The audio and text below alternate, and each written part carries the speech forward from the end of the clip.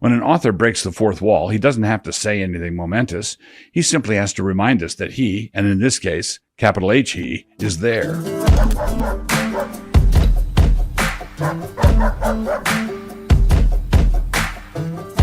Introduction. I will begin with an odd circumstance, one that describes a literary and real-world juxtaposition, and then go on to discuss the kind of thing it does not mean. After that, if you're good, we will address the import of what it does in fact mean. And this will have particular relevance to those of you who are being tempted to get discouraged about the number of clowns that are tumbling out of our massive clown car parade. We said we wanted to go to the circus. We never said we wanted to live at the circus. But I veered off the point, which you are generally supposed to avoid in introductions. I promised a literary juxtaposition to an event in real time, and so we will get to that in a moment. We know that things are pretty grim right now, but a word is available to encourage those of us who are in the thick of it. But nothing is gained by lying to ourselves about how things are. God is the one who delivers, not the one who helps us whistle vanities in the dark. We need to face facts first, and after that, he shows us the way out. Thou hast showed thy people hard things. Thou hast made us to drink the wine of astonishment. Psalm 60, verse 3. The juxtaposition first. I was driving into town last Saturday to pick up the mail, and I was listening, yet again, to The Lion, the Witch, and the Wardrobe. I was at the part where the witch realizes that spring had arrived and was going to undo her everlasting winter. The snow was melting, and the dwarf was having trouble keeping the sledge going, and the witch was furious at the prospect of Aslan returning. Just then, I was driving under some fir branches, and a load of snow slipped off the tree and fell into the road just ahead of me. Nothing too remarkable there. This happens in places where it snows, like it does here. Happens all the time. But about 1 second later, as in a 1/1000 count later, the narrator in the book said this. And then, as he looked at one tree, he saw a great load of snow slide off it, and for the first time since he had entered Narnia, he saw the dark green of a fir tree. C.S. Lewis, The Lion, the Witch, and the Wardrobe. Now, this is the kind of thing that should make you laugh out loud, or say, huh, or roll the window down to sing psalms, or anything along those lines. I mean, I saw something happen through my windshield, and then Providence, in the very same breath, provided me with a happenstance narration of that event. Only, it was not happenstance. Obviously not. What it did not mean. Now, if I were to take it as a sign that I should go run off and do something specific, then I would be outrunning my own headlights. For example, if I were to think this means that I should mail that letter I was thinking about, I would be arbitrarily assigning my very own meaning to an unusual event, and I would have no warrant for making any such assignment. I'm not in charge of that kind of thing. I'm not a prophet. Messages should come from outside, not from inside. Messages from beyond, particularly, should come from, beyond. And whatever else they are, my gut feelings are not beyond. We must be careful because the human mind is designed to detect patterns, and it does this task admirably well, whether the patterns are there or not. Sometimes we impose patterns on things that really are random. Sometimes we ascribe remarkable import to mundane patterns, like the sun rising again. Other times we see a true pattern, but lug in a meaning for the pattern that it does not have. At other times, like this time, the pattern shouts at us through my windshield and through the speakers in my truck. But surely it does mean something. And the answer is yes, it surely does mean something. But what exactly? It means what we believers already know as a theological truth, which is that God is the author of all our stories. But this is extra. As an accomplished writer, he sometimes breaks the fourth wall and winks at the reader. One minute, I was just driving down the road, minding my own business and taking everything for granted like some schlub Christian, and the next moment, the author of all our stories delivered that brisk little fillip to my forehead. When an author breaks the fourth wall, he doesn't have to say anything momentous. He simply has to remind us that he, and in this case, capital H he, is there. This is no esoteric thing hidden away. It is hidden, but hidden like Poe's purloined letter, hidden in plain sight. It means the same thing that a falcon's eye does. It means the same thing that sunflower seeds arranged in the flower according to the Fibonacci sequence does. It means the same thing that the high-end engineering that went into the human wrist does. It means the same thing that the Mandelbrot set does. It means the same thing that a stack of cumulus clouds over an Arizona mesa does, right near sunset. It means that we are not here by chance. It means that God freely and unalterably ordains whatsoever comes to pass, and yet in such a way as to offer no violence to the liberty of the creature. It means that when God writes a book, all the characters are three-dimensional and really come alive. But we are not alive in a random concatenation of events. We are alive in a story. This means that God, the author of this story, is present in everything. In him, we live and move and have our being. So take heart, friend. The White Witch ruled Narnia for 100 years. Always winter, never Christmas. She had a lot of power, and everything seemed hopeless, beyond hopeless. Fighting her was futile. The way it was yesterday will have to be the way it will necessarily be tomorrow. Everything is grim and dark and gray and stripped, fading off into bleak in every direction. That means we might as well give up, right? Not a bit of it. It actually means that God is not a lousy author. He loves to write nail-biters, and his nail-biters are way better than the ones we write. When we write a cliffhanger, this makes the reader stay up late, frantically flipping pages, and perhaps even peeking at the last pages to see if everybody is still alive. But when God writes one, the readers go through that experience, whoever they are, and the characters, that would be us, experience the same thing. Are we even going to make it? For we would not, brethren, have you ignorant of the trouble which came to us in Asia, that we were pressed out of measure, above strength, insomuch that we despaired even of life. But we had the sentence of death in ourselves, that we should not trust in ourselves, but in God, which raiseth the dead. 2 Corinthians 1, 8 and 9. Or as Chesterton once said, the one taste of paradise on earth is to fight in a losing cause and then not lose. And here's Chesterton another time. Christendom has had a series of revolutions, and in each one of them, Christianity has died. Christianity has died many times and risen again, for it had a God who knew the way out of the grave. Chesterton in The Everlasting Man. When you ask yourself what kind of world your grandchildren are going to grow up in, the answer is that they are going to grow up in the same kind of world that you did. The world is fallen and broken, and there are dragons to fight. But every detail of every battle is written by the finger of God. You say that big tech has algorithms that track every keystroke, but that is an omniscience made out of 3 feet of brown wrapping paper after it has been wadded up. God is the omniscient one. God is the one who knows every blink of every eye, the position and velocity of all the atoms in every one of Jupiter's moons, the flight path of every metallark, the number of seconds that Joe Biden has left on this earth, and how many hairs there are on the back of that stray yellow dog. What about their aspirations to omnipotence? Our globalists, our pretenders to the throne, our vaunted lords of the earth are like a child in a plastic car that is part of a ride at the county fair. The steering wheel is there, and the child gets to turn it this way and that way and can feel very grown up and self-important, but the car still rides on the rails appointed. Hamlet spoke a wisdom that is far beyond these petulant children when he said, "There's a divinity that shapes our ends, rough hew them how we will." God is the Almighty One, and He's the only Almighty One. It does not matter how many impudent sinners puff out their chests and announce their plans to throw snowballs at the sun or rocks at the moon. The one in heaven laughs. He holds them in derision. Now, if He holds them in derision and we are His sons and daughters, shouldn't we laugh also? Dutiful children always laugh when their father laughs. But omnipresence is the true comfort. This is because God is everywhere present, but this does not mean that God is stretched out over the cosmos with a little part of Him everywhere.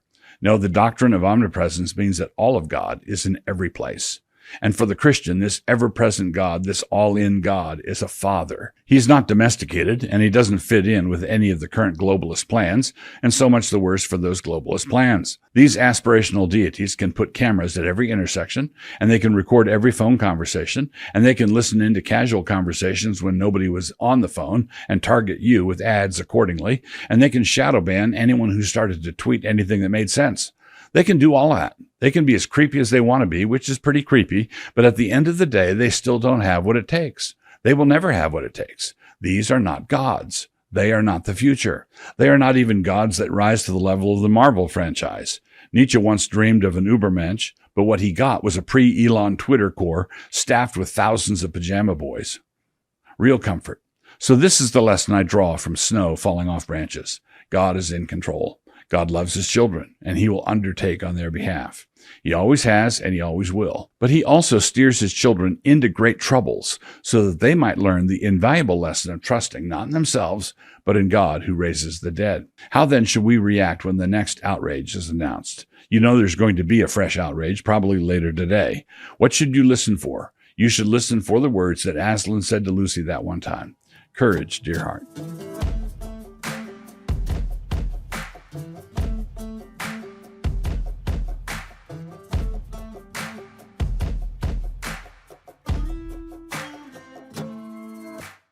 Of course. Give me a minute. Something can get your attention without being clickbait.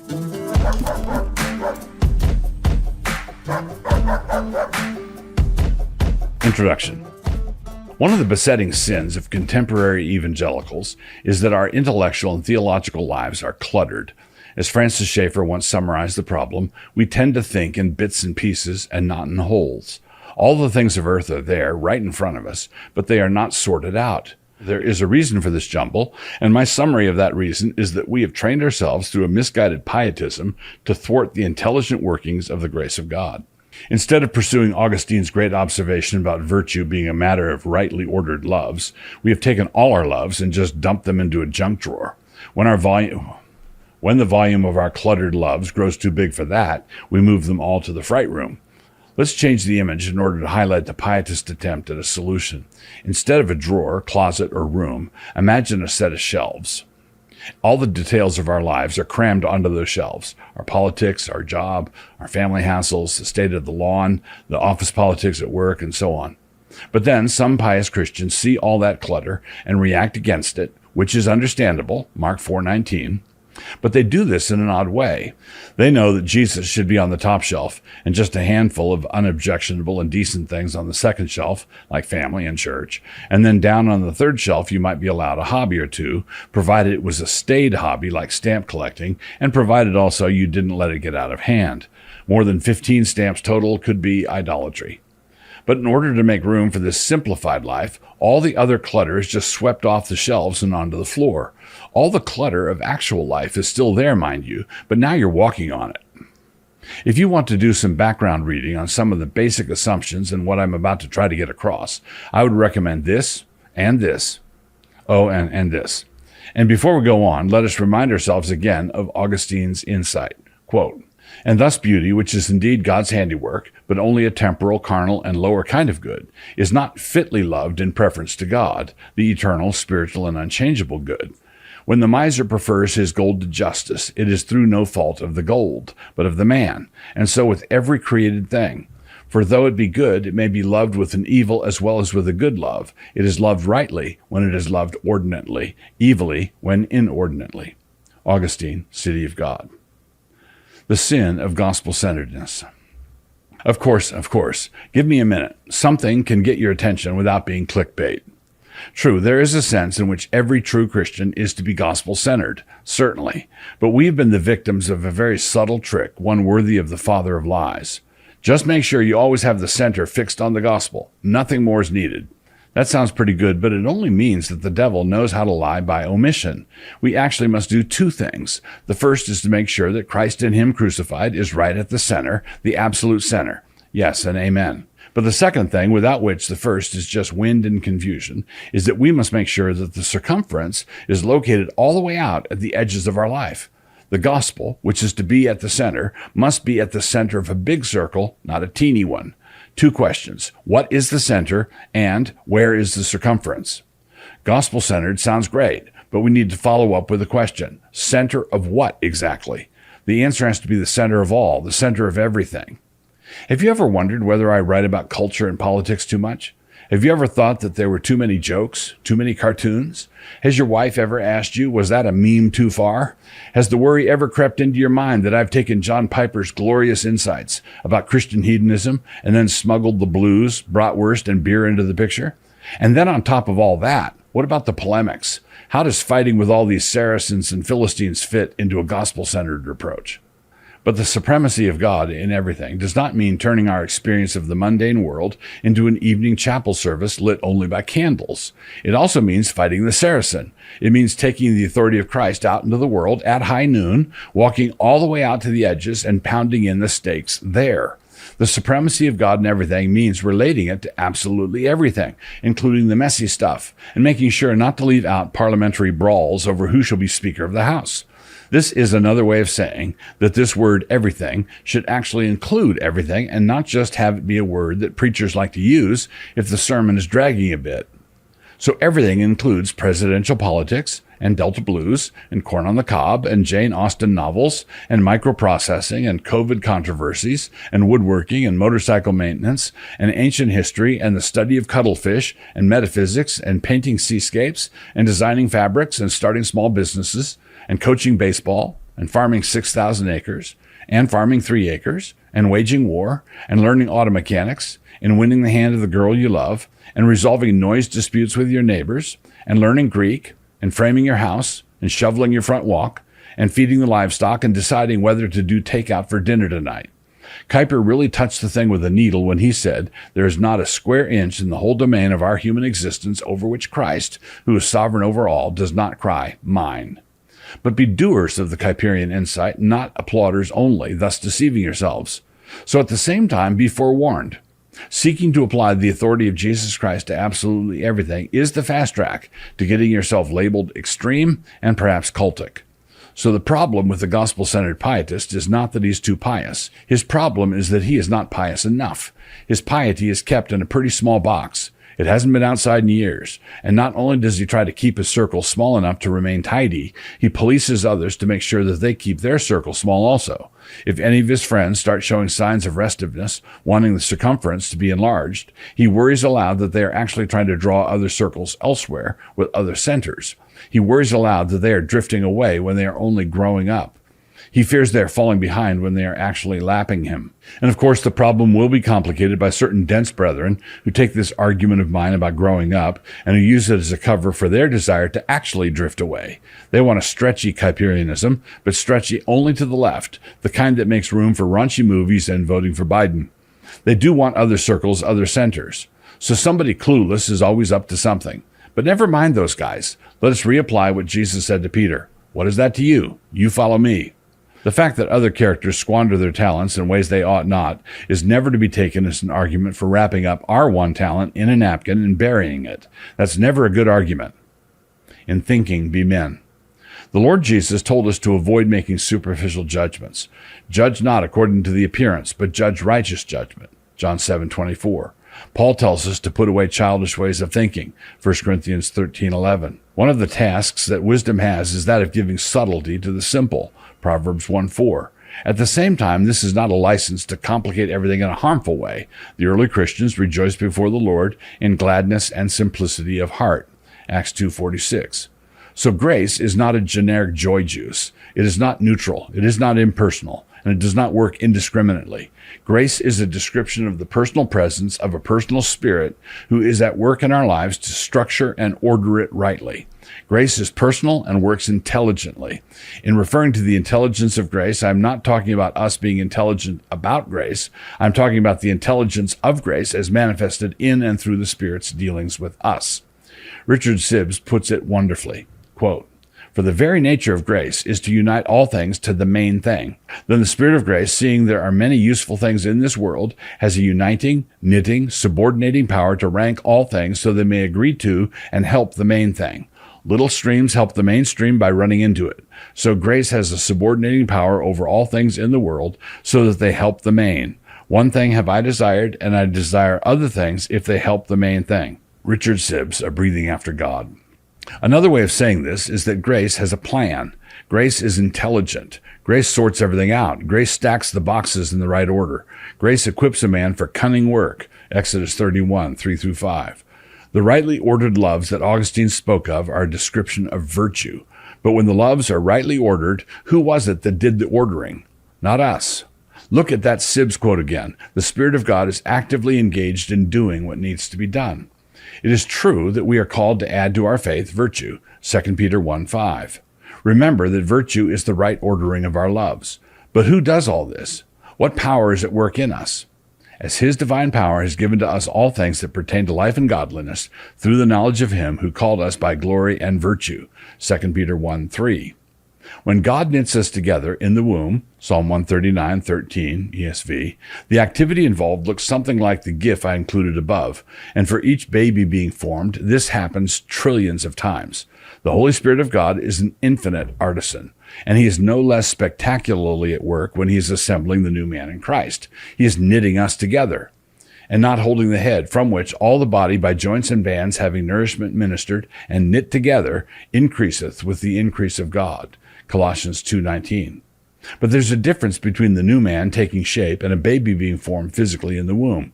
We are bent, broken, selfish, busted, rebellious, uncooperative, and educated beyond our intelligence. We are a project that fights back, that gets underfoot, that tries to unravel what the Spirit is knitting. It will not work in the long run because God will have his way with us, but he has set himself the additional challenge of working on unwilling material. We are God's art project, poema, Ephesians 2:10, but we are a painting that keeps getting into the paint box ourselves and smudging everything up. How do we do that? Well, the verses just before Colossians 2:19 and the verses right after it tell us how we get in the way of the Spirit's cunning and intelligent work. We do it through various ham-handed legalisms. We try to take control of what we mistakenly regard as an out-of-control process, which only seems out of control because of our ignorance. And we do this by submitting ourselves to extra biblical requirements. We let people judge us with regard to meat, drink, holidays, or liturgical calendars, Ephesians 2:16. Forgetting that we died in Christ to the rudiments of worldliness, we submit to man-made ordinances like touch not, taste not, handle not, Colossians 2:20 and 21. In short, because we do not trust the Spirit's intricate work in the womb of the world, we think to take over the process. We don't take it over successfully, obviously, or thwart it, but we do retard it. Because we've become worldly in this way, we have refused to become earthy. So it is that rank-and-file Christians have been made to believe that the leadership of this great venture should be granted to the raised pinky set, to the fastidious, to those who are extremely nervous about any kind of real engagement with the world outside their particular cloister. The work of God is thereby reduced to the management of a tiny ecclesiastical and doctrinal circle with the gospel right at the center of it. The gospel is right where it ought to be, right at the center. But it is not doing what it was intended to do, which is to transform the world. Because for the faithful, there's nothing in the world that is allowed to be outside the circumference. Fragmented and fragmented some more. The reason we are now living in a fragmented culture is because the millions of Christians who live here are such fragmented thinkers, and they are fragmented thinkers because fragmented preachers preach to them. I do not declare that all such preachers are somehow unsaved. Bits and pieces of them are certainly going to heaven. The rest of their bits and pieces are going to the dogs, in order to show America how we are supposed to go to the dogs in a winsome and gospel-centered way. His watchmen are blind, they are all ignorant. They are all dumb dogs, they cannot bark, sleeping, lying down, loving to slumber. Yes, they are greedy dogs which never have enough, and they are shepherds who cannot understand. They all look to their own way, every one for his own gain, from his own territory. Isaiah 56:10 and 11.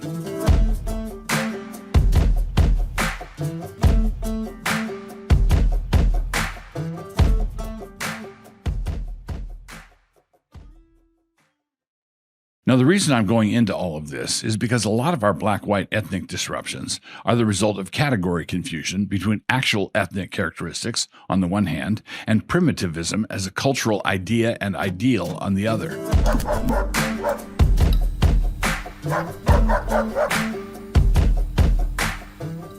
Dear Gavin, as promised last time, we are now going to start getting into the vexed issue of black-white relations in America. But before we can do that, I have to address something else. We have to set the stage. That something else is what might be called the doctrine of primitivism. This is not a characteristic of this ethnicity or that one, but rather it is an idea that drives many of our contemporary assumptions about ethnicities, particularly with regard to blacks and whites. When a society is as poorly educated as ours is, and this confusion is rampant, this muddle throws everyone into a doom loop. So follow me closely here. Rousseau, a true white guy, is the one to whom we are indebted for this toxic notion. According to him, man in his native state is the quote-unquote noble savage. The reason things are as messed up in this world as they are is because of the corrupting influences of society or civilization. That was the problem. If we had just followed the advice of Pink Floyd when they said we should leave them kids alone, we would all be a lot better off.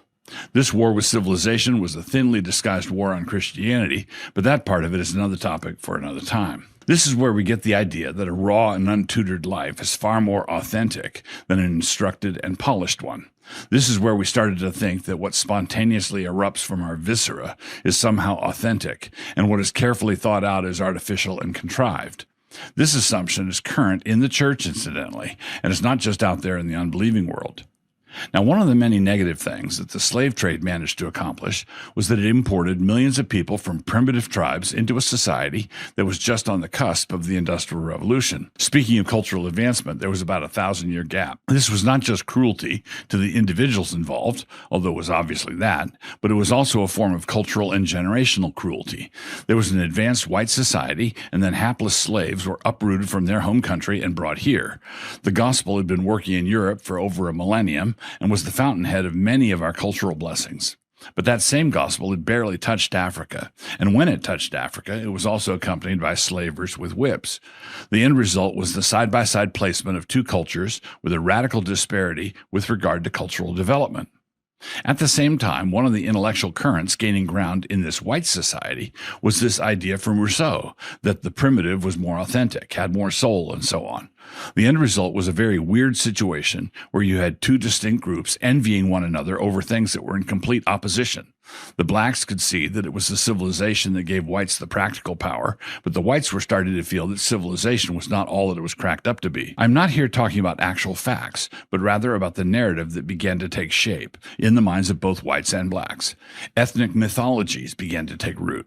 The problem was that the word primitive encompasses more than a wizened old black man singing the blues on the front porch of his cabin. That would be one of the gifts we received. But in primitive societies, the actual ones, not the ones imagined by Rousseau, we should remember that the two principal occupations of the men would be drinking and fighting. That would not be one of the gifts they bring.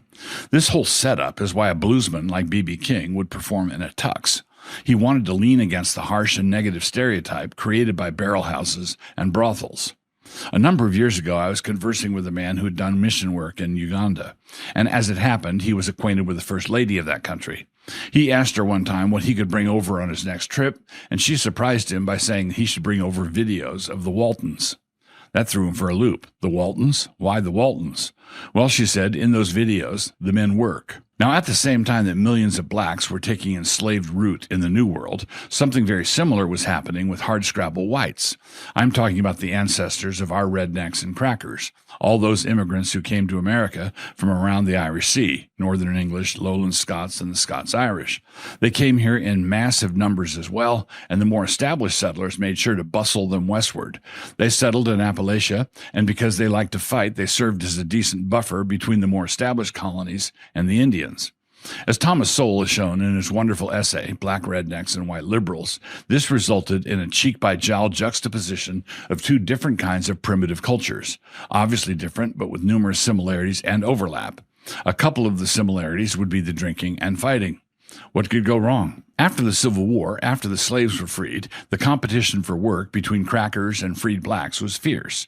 At the same time, there was a great deal of what we would now call cultural appropriation in both directions: music, worship, violence, sexual mores, and so on. In the meantime, the middle-class Americans had a love-hate thing going with what all of this produced. They loved the music, for example, and for a while, jazz and blues were the predominant forms of American music. At the same time, there were some downsides to this love affair with primitivism as well. Those would include things like the violence and the consequences of sexual laxity.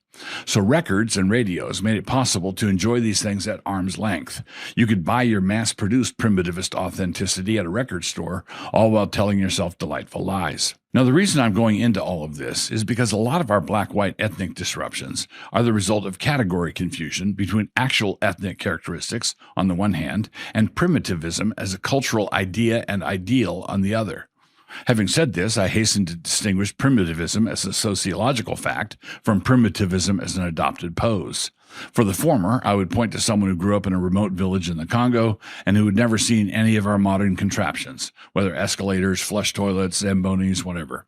For the latter, I would showcase rich black kids who went to elite private schools growing up, but after they got admitted to Stanford, started dressing and talking like they grew up in South Central. This widespread impetus to cop this particular pose is what illustrates just how powerful this primitivist myth is. Much of what we wrestle with when it comes to negative reactions to blacks is actually a negative reaction to primitivist signals. Let me illustrate. Suppose for some reason you have to be in New York City and you have to take the subway back to your hotel. It is 1 a.m, and how you got into this situation is somehow not your fault.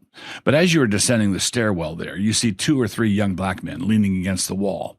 They are all decked out in the regalia of the hood, and you start thinking like an insurance company. What direction should you run? Would it make sense to put up a fight? Now, if somebody modern found out that this had been your flinch, your internal reaction, you would catch no end of grief for your bigotry, right? It would be assumed that you reacted that way because they were black. But let's run a little thought experiment, shall we? Suppose the same number of black men were standing on the platform, all of them clad in jacket and tie, and with briefcases at their feet.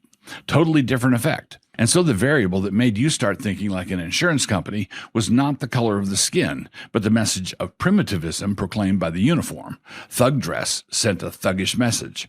Now, that thug vibe is the function of a mythology that is shared by whites and blacks, and it was constructed by whites. Flip it around.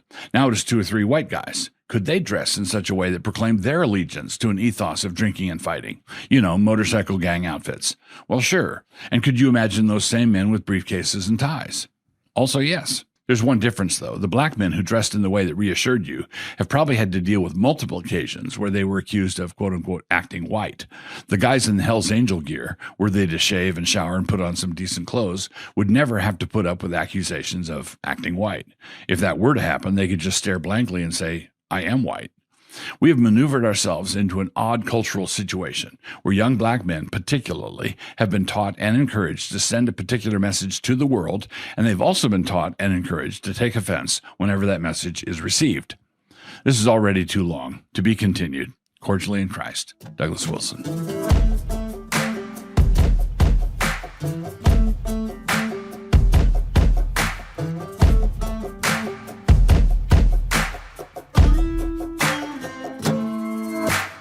The price of admission is to accept it all as a gift, which means accepting it the way it was given. When we open the gift, we must be prepared to receive whatever God wrapped and not to project into the box what we in a fever dream came to believe we might want to receive instead.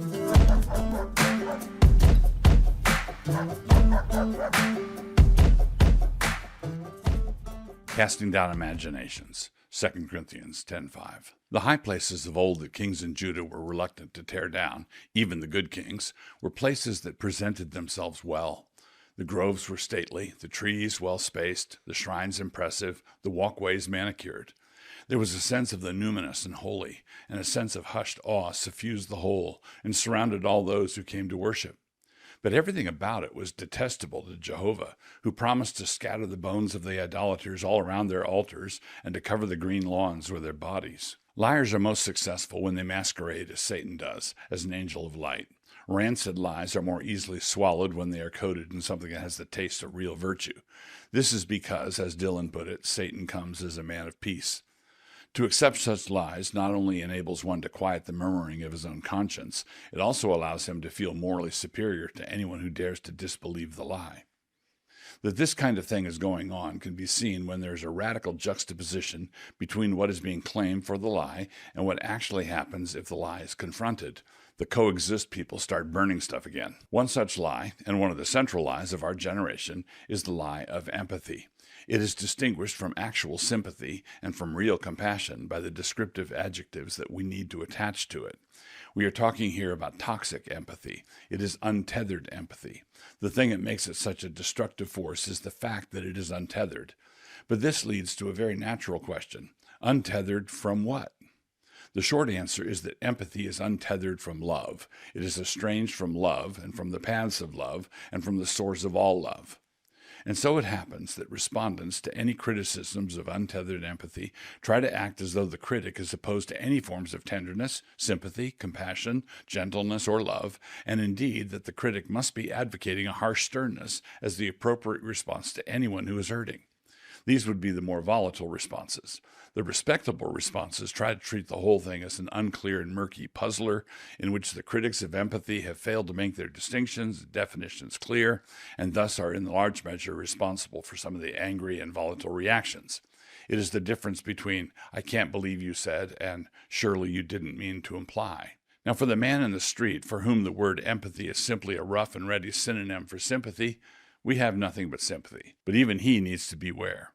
He is living in a time when a radical and corrosive relativism is eating out many of the institutions he actually depends upon, and the acid that is doing this corrosive work is empathy, as defined and fostered by the apostles of empathy. By the apostles of empathy, I mean the people in those white lab coats residing in Wuhan, who first released it into the counseling clinics all over the world.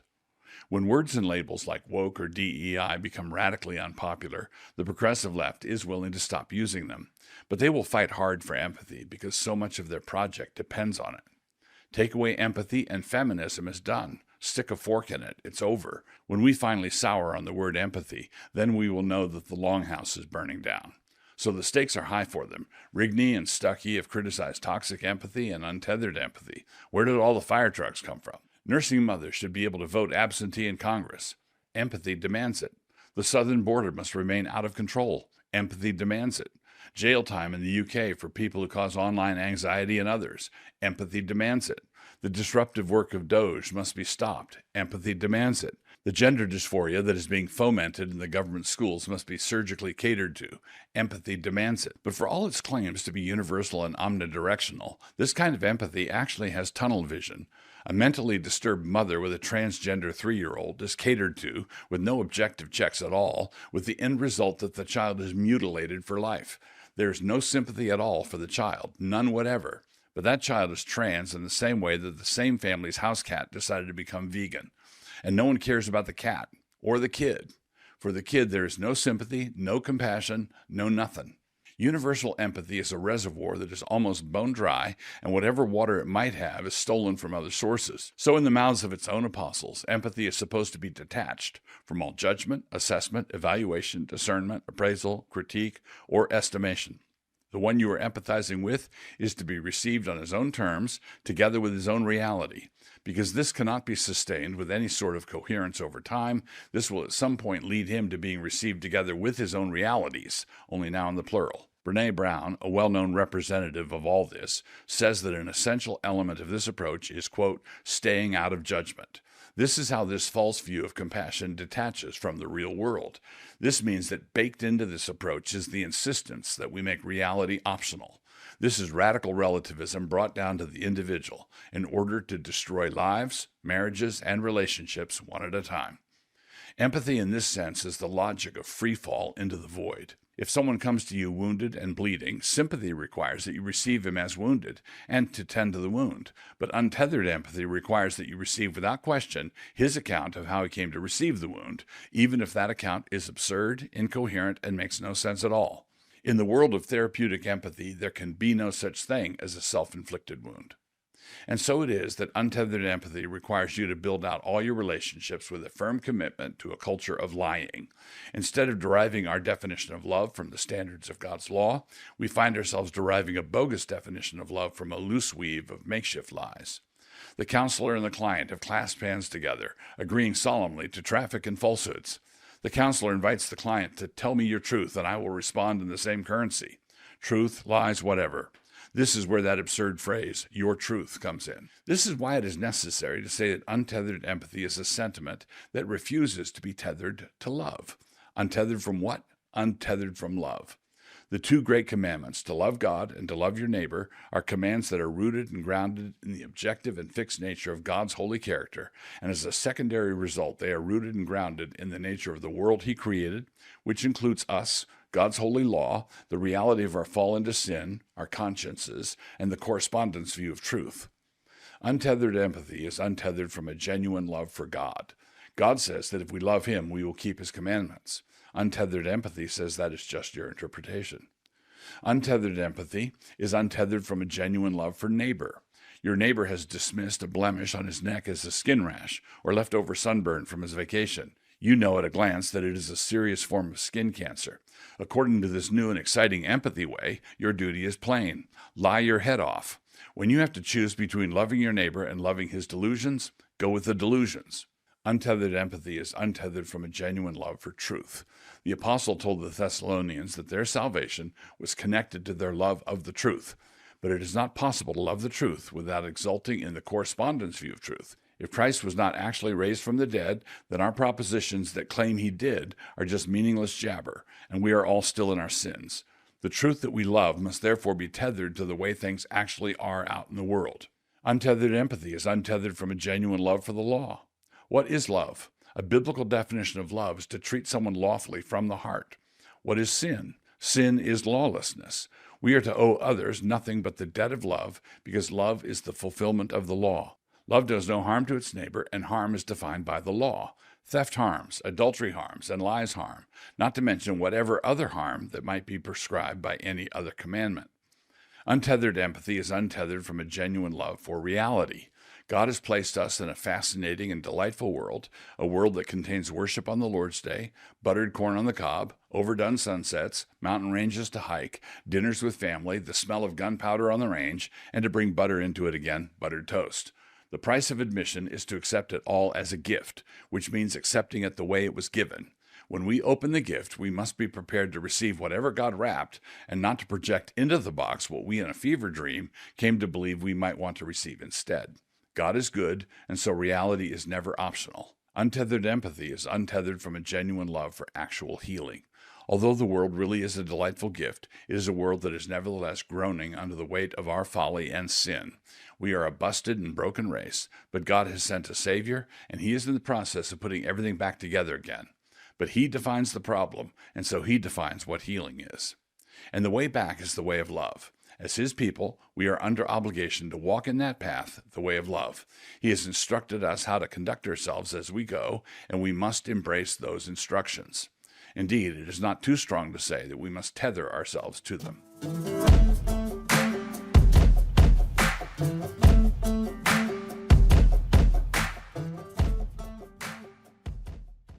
The basis for our repentance is the gift of God in Christ, because Jesus Christ died on the cross for the sins of His people, because He was buried in a tomb, and because He rose from that tomb after 3 days. It is possible for America to return to her senses.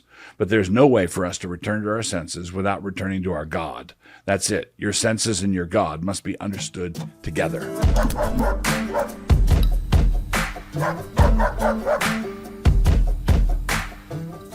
With him, the love of country means blowing it all to smithereens. Robert Frost, A Case for Jefferson.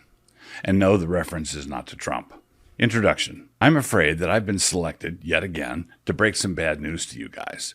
But there is good news at the end of it.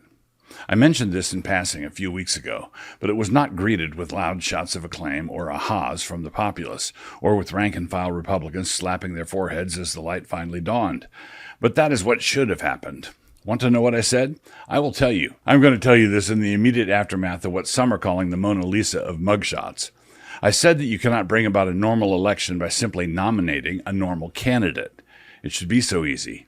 Trying to bring back the electoral stability of yore in that way is only going to prove that the normal guy you nominated is delusional, which is not how you want your normal guys to normally be.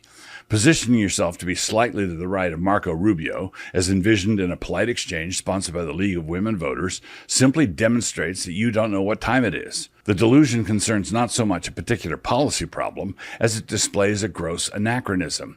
Your favored candidate should just drop everything and go join the reenactors at Lexington and Concord. The good guys win that one every year, but you do know it's a pretendy thing, right? So, as the great band Chicago once lamented, does anybody really know what time it is? Buttressing the basic premise here. But I need to touch on something else first. Everything that follows here assumes, and not without warrant, that the 2020 election was massively messed with by the left, not to mention jiggered with, and that it was therefore not an honest election, and that exactly the same thing is going to happen next year, meaning in the 2024 election. And this claim is why some of you are just going to roll your eyes and tune me out.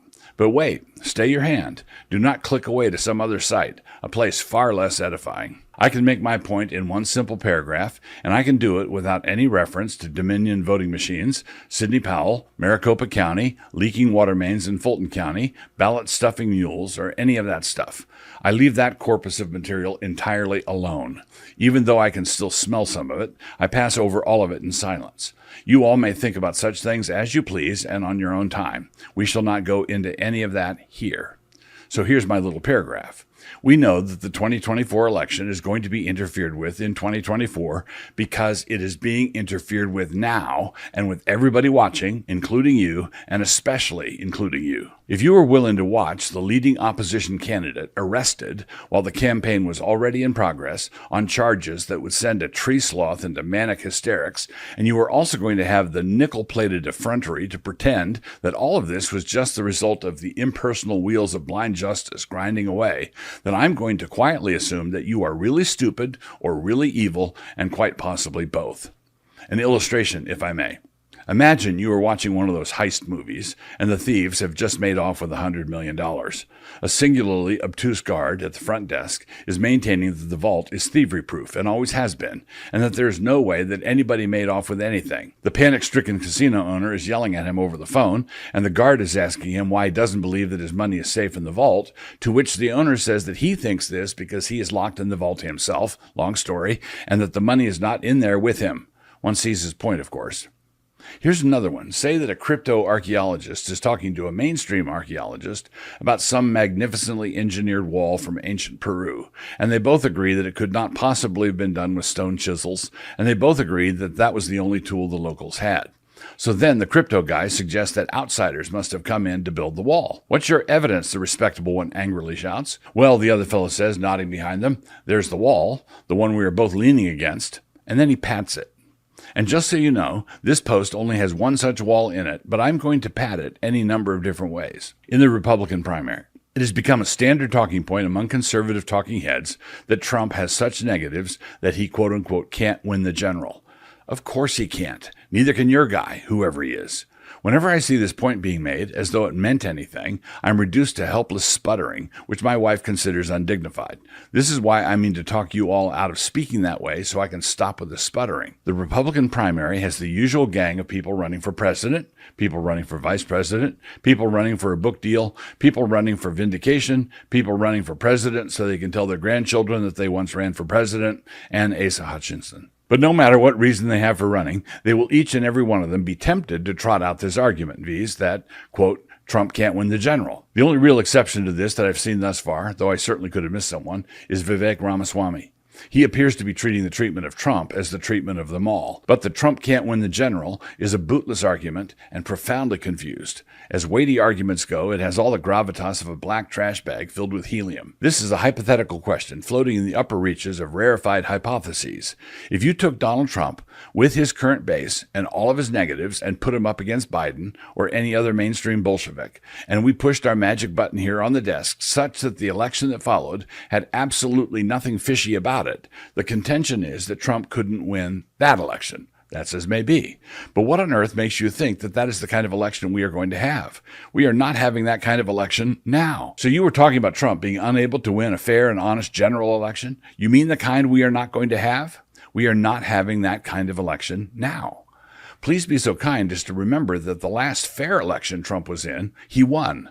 The Democrats had foolishly written him off and thus had none of their machinery in place. The pallets of bricks couldn't be delivered in time. They were caught flat-footed and were profoundly humiliated with the result. But their intelligence agencies swung into action before Trump was even inaugurated, and the 2020 election interference began almost immediately. Russian collusion. The high-handed manipulations began to unfold offstage, below the stage, and center stage. So let us not argue about the cheating that is disputed. Let us just limit ourselves to the electoral interference that everybody can see. "I see," says my progressive interlocutor, stroking his chin. "I begin to understand the point you are attempting to make. But what makes you think the next election will be rigged? Why don't you think the Democrats will play fair?" I would explain it again, but I think you are just trying to buy time. Donald Trump is Joe Biden's chief political opponent, and the Department of Just Us has loosed the hounds on him. Is it just possible that some of us out here in ordinary land might come to the conclusion that criminalizing politics might constitute a bona fide example of election tampering? Not only a bona fide example, but a glaring grease fire example? So I grant that Trump is not going to win the general, barring some sort of remarkable plot twist. I go into the possibility of such a plot twist a little farther down, but to suffice it to say that whatever happens over the next year and a half, it will not be business as usual. So, a one-issue election. This means that the upcoming election is only going to have one real issue in it.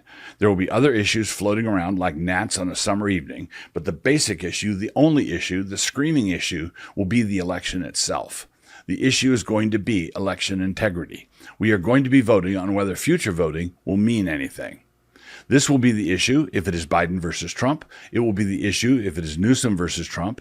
It will be the issue if it is Biden versus DeSantis. And to date, the only one on the Republican side who has shown any willingness to fight about the only real issue of the campaign, election integrity, has been Trump.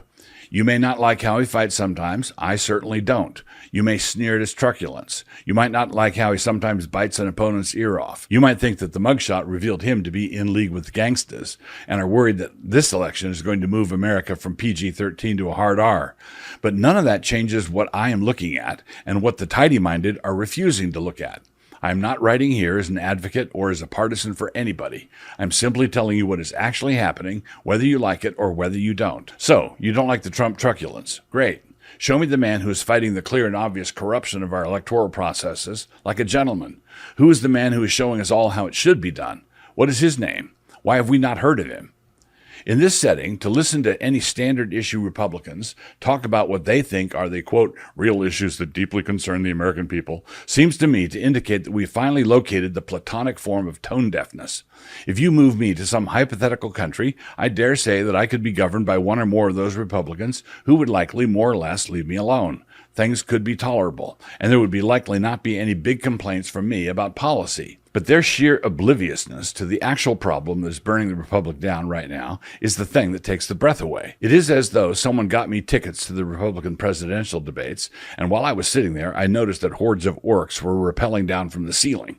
But the thing that astonished me most about the moment was the fact that the Republicans on stage just continued to debate whether or not the Social Security retirement age should be adjusted. As two of them were going at it, I have no doubt that one of them would be necessarily closer to the position I would hold. But it also would seem, at least to me, that some other discussion item should be on the docket. Or maybe no discussion at all. Maybe some fighting would be in order. Intellectual pacifism. Let me take another illustration from a different kind of controversy from another era. Cornelius Van Til once undertook a defense of the establishment of Westminster Seminary after the corruptions of Princeton had advanced beyond any hope of retrieval.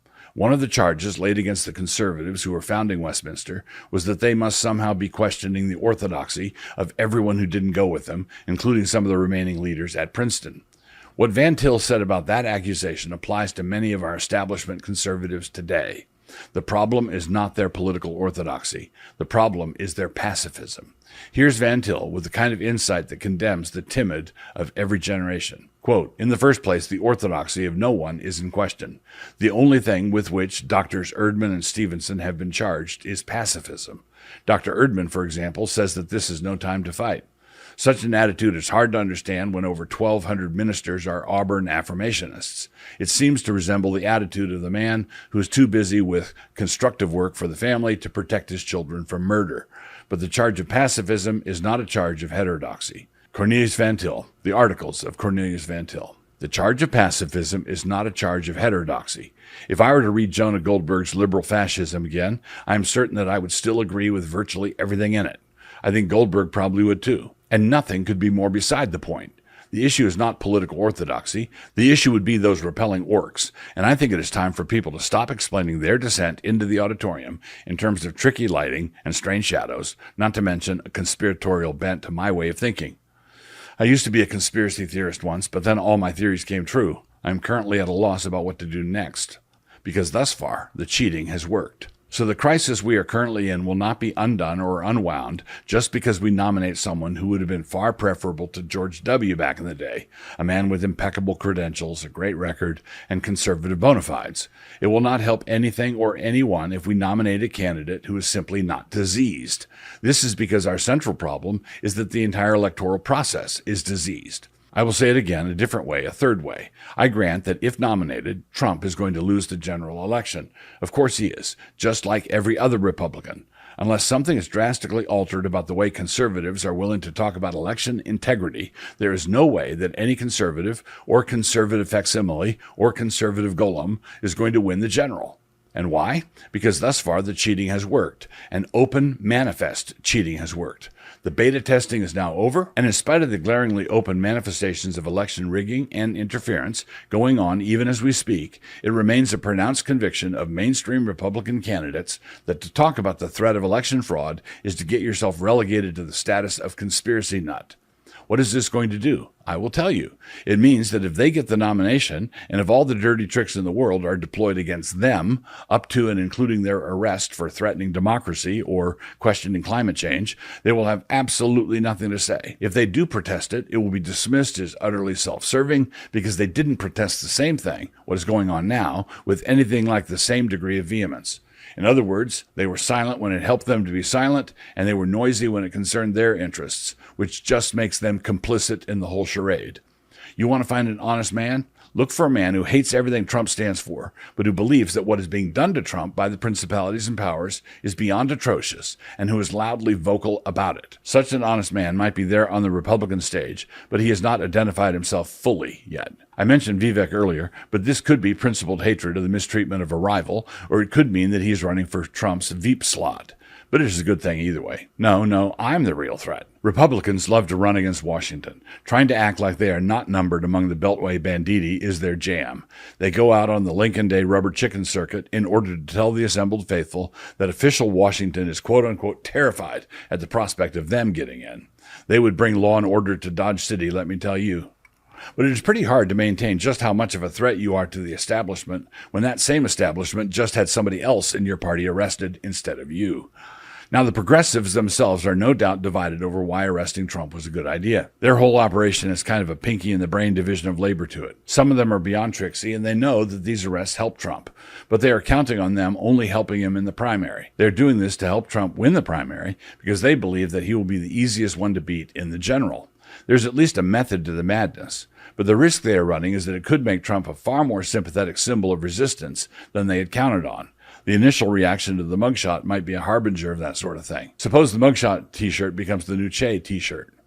But other progressives are just reacting to Trump the same way cats lose it over catnip. Anything that hurts him, however temporarily, they are enthusiastically in favor of. When someone is venting their spleen, long-term thinking is not usually in the picture. And so this chapter of American politics that God has assigned to us is gaudy and chaotic enough that I would not completely rule out the prospect of Trump winning the general. Then what? Would the progressive left accept that? Would they simply say, the people have spoken and just go home? Didn't you remember what I said about people not knowing what time it is? And let us say that it goes the other way. Let us say that Trump staggers to the finish line, festooned with indictments, arrests, and trials. And let us say he loses. And let us say that there are no middle-of-the-night shenanigans, just the arrests, just the political persecution. Do you think that the millions of people who voted for Trump under those conditions are going to think that the whole thing was done fair and square? Don't you know what time it is? Feeling transgressive yet? I've granted that Trump would lose the general in just the same way that all the Republicans will. This is because all the respectable people in conservative circles have let their contempt for Donald Trump swallow up their love for their country. They are broken, damaged beyond repair. There are others who have let their fear and anxiety about being called bad names swallow up their love for America. That is bad also, but a little more understandable. More of a human failing, if you know what I mean. There are reasons to believe that Donald Trump made a real mess of some things. He sure enough did, and the meme points to one of them. But he revealed many more messes than he caused. He was kind of like that quart of pink stuff you drink before taking your MRI, the stuff that lights up all the cancerous hot spots. It turns out, as the technician put it, we were riddled with those hot spots, and the cancer was there long before the pink stuff rode down that escalator. Living on the metaphorical edge here. Do I see any route where Trump or another Republican could surprise everyone and win the general? Yes, I do. It is kind of a long shot, but the mug shot and any related items might just do it. Trump won in 2016, as I noted, because the opposition didn't have their just-in-case machinery in place.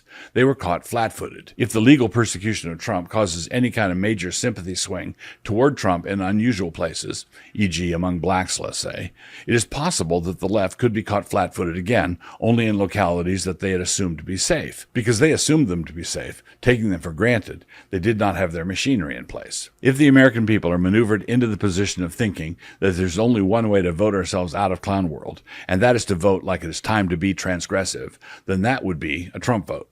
But even if such a thing were to happen, it would fall more in the category of bringing everything to a head and not in the category of fixing anything.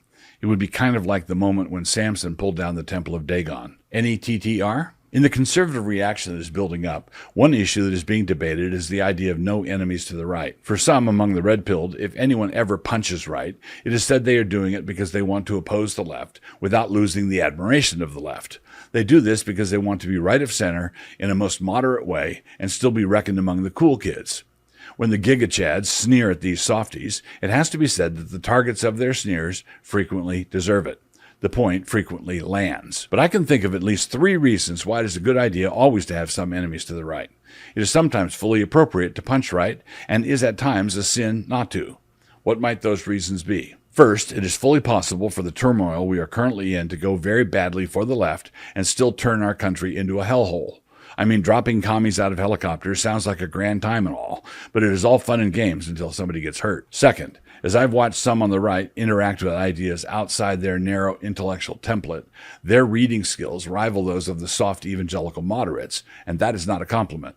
Someone gave them a flag to fly and a gun to point and slogans to say, but I'm not at all persuaded that they know what's going on. I limit my observations here to those instances when I have seen them distorting and misrepresenting things that I have been arguing. An inability to think clearly is not limited to the left. And last, most importantly, I want to fight the existential threat that is bearing down on us all, which is coming at us from the left. I want to be in a pitched battle with those guys, and I've been preparing for this for a long time, for decades. But I intend to fight as a Christian, saved by the grace of God and under the law of God. That means that, quote-unquote, anything goes can be no part of my creed. So my third reason for having enemies to the right is that while I want to save the republic, I also want to go to heaven when I die. Quote, "For what shall it profit a man if he shall gain the whole republic back and lose his own soul?" Mark 8:36, a gospel issue. We've gotten ourselves into a very dark place. We do not know where to turn. We should know by this point that politics cannot save us. Politics needs to be saved, but has no saving power. Every scenario that I sketched above would be examples of politics leading to even more inflamed politics. If we elect someone from among the crazed, everything is going to spiral downward. If we manage to elect someone from among the sane, then the crazed are going to go completely bonkers, and then that must be managed, which would require resources we don't have. Is this hopeless? Yes, it is. Is there then no hope? It would be more appropriate to say that there is no hope in man. What must America do then? We must cry out to the Lord. Quote, "And when they forgot the Lord their God, he sold them into the hand of Sisera, captain of the host of Hazor, and into the hand of the Philistines, and into the hand of the king of Moab. And they fought against them. And they cried unto the Lord, and said, We have sinned, because we have forsaken the Lord. We have served Baalim and Ashtaroth. But now deliver us out of the hand of our enemies, and we will serve thee." 1 Samuel 12, 9-10. The story we are in the middle of is an old story. We have served the Baals, and we have danced in the groves of the Ashtaroth. We have caused our children to pass through the fire, and have drowned out their cries with the sounds of drumming. We have veered from the straight path that was set for us, turning aside to the left, plunging deep into the swamps. We have gotten lost in the howling wilderness of secularism. We have disgraced ourselves in the temples of Mammon. We have turned all of our maddened lusts loose, and they are rioting in front of Lot's house right now. We have nothing whatever to say in our own defense, and it is best not even to try. America is a wretch, but some of us still remember the words of Amazing Grace that saved a wretch like me. The only way out is repentance in the name of Christ. We must cry out to the Lord. Some might say that this is not possible, arguing that we don't even have the mechanisms available. What, have we no pulpits? Do we not have Christian publications, magazines, or websites? We certainly have had enough vocal ability to argue that we don't have to cry out to the Lord. How is it that we can vocalize our impudence, but not our repentance? So we do have the means, and the only thing left is the actual repenting. It turns out that is the real obstacle and always has been. The basis for our repentance is the gift of God in Christ, because Jesus Christ died on the cross for the sins of his people, because he was buried in a tomb, and because he rose from that tomb after 3 days. It is possible for America to return to her senses. But there's no way for us to return to our senses without returning to our God. That's it. Your senses and your God must be understood together. God displayed his righteousness in the death, burial, and resurrection of his Son, and we must walk to the place where he did this, and in that place confess our unrighteousness. If we do that, God will keep his promises. He will keep all of his promises. He has done this many times before. And the best thing about it is that we don't have to wait until November. Today, if you hear his voice, Psalm 95:7.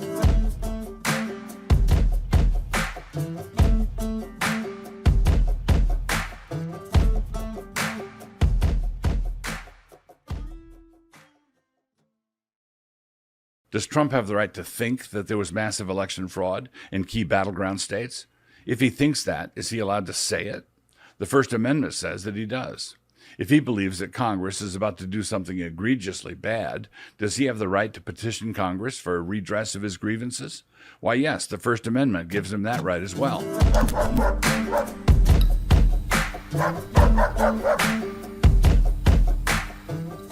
In the rugby scrum that we like to call our presidential politics, I would like to point out that some of the candidates have had their shorts pulled down around their ankles, and a few of the others appear to be slashing wildly with their switchblades. I mean, the refs totally should have flagged that, but 2 of them appear to be dead, and the remaining 2 appear to be somewhat cowed. And so all of this seems to call for a different sort of political analysis than what is usually provided. What sort of analysis, you ask? I will tell you. Trenchant, insightful, surprising, weird, unsparing, focused, mordant. Even during times when presidential politics are somewhat normal, it is not possible for any of us to understand fully what is going on. So many millions of people are involved, and that means multiple variables multiplied, even though the fact of 2 stable parties does mean that you're only dealing with 2 basic vectors. But in times of chaos, crisis, and consternation, like ours, then you have multiple variables and multiple vectors, and so attempts at analysis necessarily resemble the efforts of a sophomore philosophy major stoned out of his gourd, trying to write an essay for some art appreciation course, wrestling with a question assigned by a woke TA, a question that asks for a treatment of marginalized voices in the light of The Painting Convergence by Jackson Pollock. So bear with me. A separate section with just one pull quote. A teaser, if you will. You cannot bring about a return to normal presidential politics by nominating a normal candidate. Rube Tarbox. Trump fatigue. Lots of people are just tired of all the drama, but they are also sick of the demented nature of our times, which is why a conservative candidate like DeSantis is so attractive to them. Let's just nominate someone like DeSantis and not someone like Scott or Haley or Hutchinson. Let's be done with the squishes and voices of moderation, the argument goes, but we can still nominate someone who, as the glossy brochures put it, quote, will fight for conservative values, close quote. But he's also a regular guy, meaning that the prospect of him winning won't get the left whipped up into a meringue topping. But how are we going to do this now that the left has discovered that getting whipped up into a meringue topping works so well for them? Mark it well. Whoever gets nominated will be, quote-unquote, dangerous enough to democracy to justify a bit of jiggering with the ballots we have in the trunk here. The challenge in all of this is that having elections that are not brazenly rigged is also one of those conservative values that everybody says they want to fight for. But if there are any monkey shines in the 2024 election, and given how well it worked for the bad guys in 2020, why wouldn't there be? What would happen if any Republican candidate other than Trump complained that there was massive cheating? If it was close, and if he contested the results, there would be a collective eye roll over the Trump Raydukes. So if you want to fight for clean elections, or elections that look clean, that are above reproach, then you have plenty of material from 2020 to work with. You don't have to make promises about a hypothetical election in 2024. These problems, meaning the questions about the 2020 election, have to be cleaned up before there can be any return to normal presidential politics. Pretending that the previous 8 years didn't happen to us will not accomplish anything. Nominating a normal candidate will not return everything to normal. Nominating a normal candidate will simply make that poor sap, whoever he is, a punching bag that Homer himself couldn't do justice to, however epic the simile. The obligatory proviso, which critics will ignore anyhow. None of this constitutes a declaration of what I intend to do at the polls in the fall of 2024. I don't know yet. I can tell you what I will do if, or how I will act provided that, and you might glean some of that thinking from what I'm writing here. Again, bear with me. But whatever you think about Trump the man, crude, boorish, his own worst enemy, whatever, it has to be acknowledged by all sober wits that his deep state enemies in official Washington have been 1,000 times worse. His adversaries have proven themselves proficient in dirty politics at dumpster-scraping levels. We can all see it, too. The play they are currently running is to ensure that anyone who is actively concerned about saving America from the commies has no other viable choice than that of voting for Donald Trump in the general election. I call all of this a naked attempt by the powers that be to manipulate an election, which someone recently told me is bad. It is election interference. They are seeking to steer, by means of bogus legal indictments, the primary selection process of the Republican Party so that the opponent preferred by the left, Donald Trump, secures the nomination. These indictments put the sham back in shambolic. They believe that their corrupt persecution of him can make him wildly popular with his base, thus securing him the nomination, while at the same time putting numerous dents in his electability for the general election. And that electability in the general election is already starting from a pronounced negative position, given all the mudgobbing of the last 6 years. Perfectly cynical, and all they had to do to achieve this was to turn Merrick Garland's office into a nest of goons. Or so they thought. It should go without saying, but I will say it anyhow. This is not a legitimate use of the justice system. It is breathtakingly vile. The J6 Briar Patch indictment. This indictment, brought by Jack Smith, has to do with the former president's behavior on J6.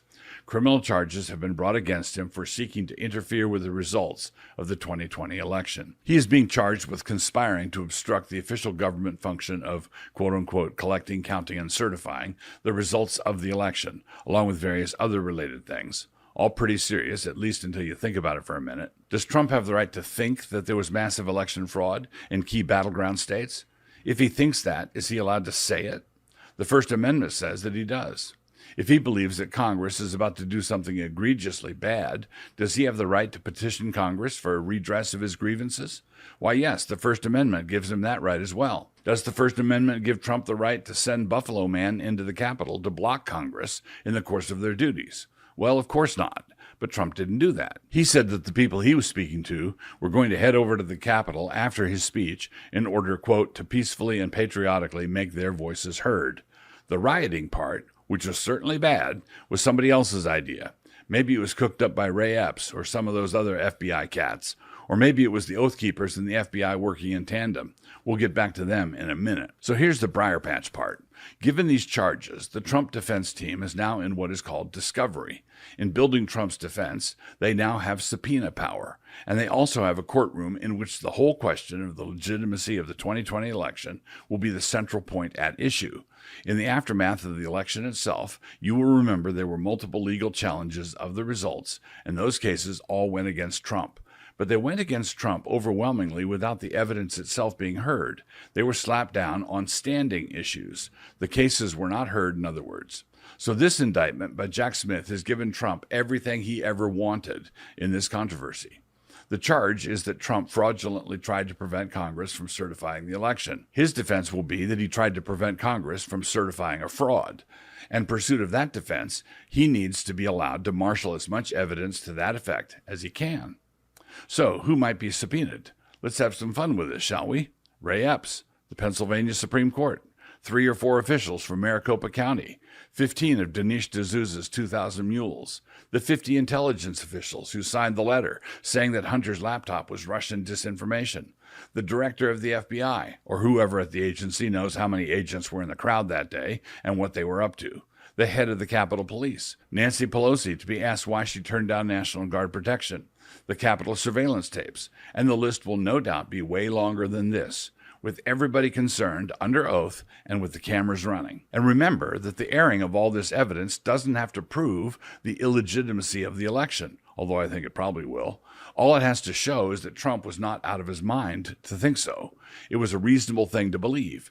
Everything about it looked fishy. And if he believed it, and he told some people to peacefully and patriotically protest it, the charges against him start to look to everyone what they look like to many of us now. They start to look as though his crime was not so much sedition as it was being the principal rival to and opponent of an incumbent president. Banana Republic stuff, in other words. That riggidiest of elections. Someone might protest, and they might even be sputtering by this point. They will object that I seem to be assuming, and somewhat serenely, that there's a prima facie case for believing the election was fraudulent. I will even bet that they could come up with 50 top intelligence officials who would testify that the election was as clean as a houndstooth. Apart from the very different policies advocated by the different parties and by the different candidates within those parties, we also have a sharp divide between the normal people and the conspiracy theorists. The normal people are all those who grant that many aspects of the 2020 presidential election were extraordinarily dirty and that it was 48% rigged. And the conspiracy theorists would be those who believe it was at least 63% rigged. point.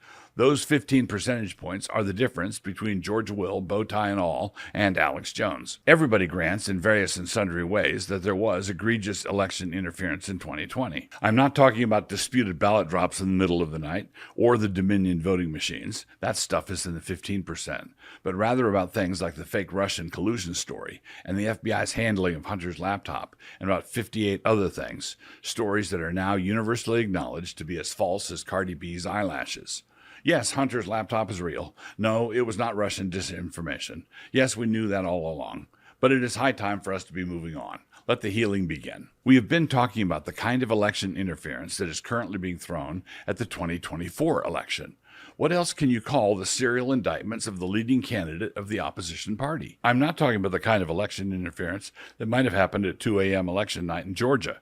I'm talking about the kind that is being conducted in broad daylight, even as we speak, and which is the subject of every other headline on all of your news feeds. If you cannot see that having your principal opponent indicted in the middle of a campaign, especially when your own record is not all that houndstoothy and rhymes with Burisma, then the only thing I have to say is that you are as typhlotic as a bat.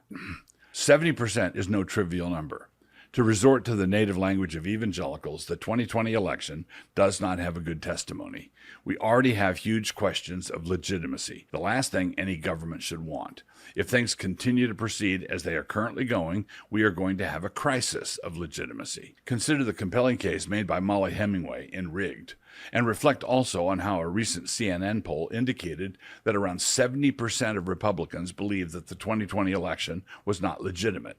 Whatever else that is, including the prospect of being completely wrong, it is no longer a fringe belief. Completely independent of whether it is correct or not, that number represents a crisis of confidence, which is the same thing as a crisis of legitimacy. Like it or not, we are 2 steps away from the fighting starting. Think about it for 10 minutes. Work it into a thought experiment. Suppose that Trump secures the nomination. Would there be riots in major cities across America? And will those riots be election interference? Would they be bad, or would they be democracy in action?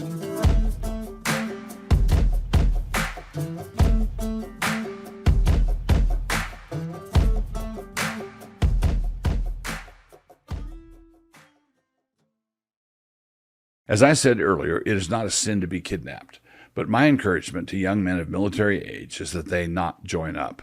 If they are in already, they need to wake up every morning prepared to wreck their military career on that day. And if you take my discouraging word to the young men, multiply it by 12 or so, you would have my views on young women joining up. If you are in, get out. If you are out, stay out.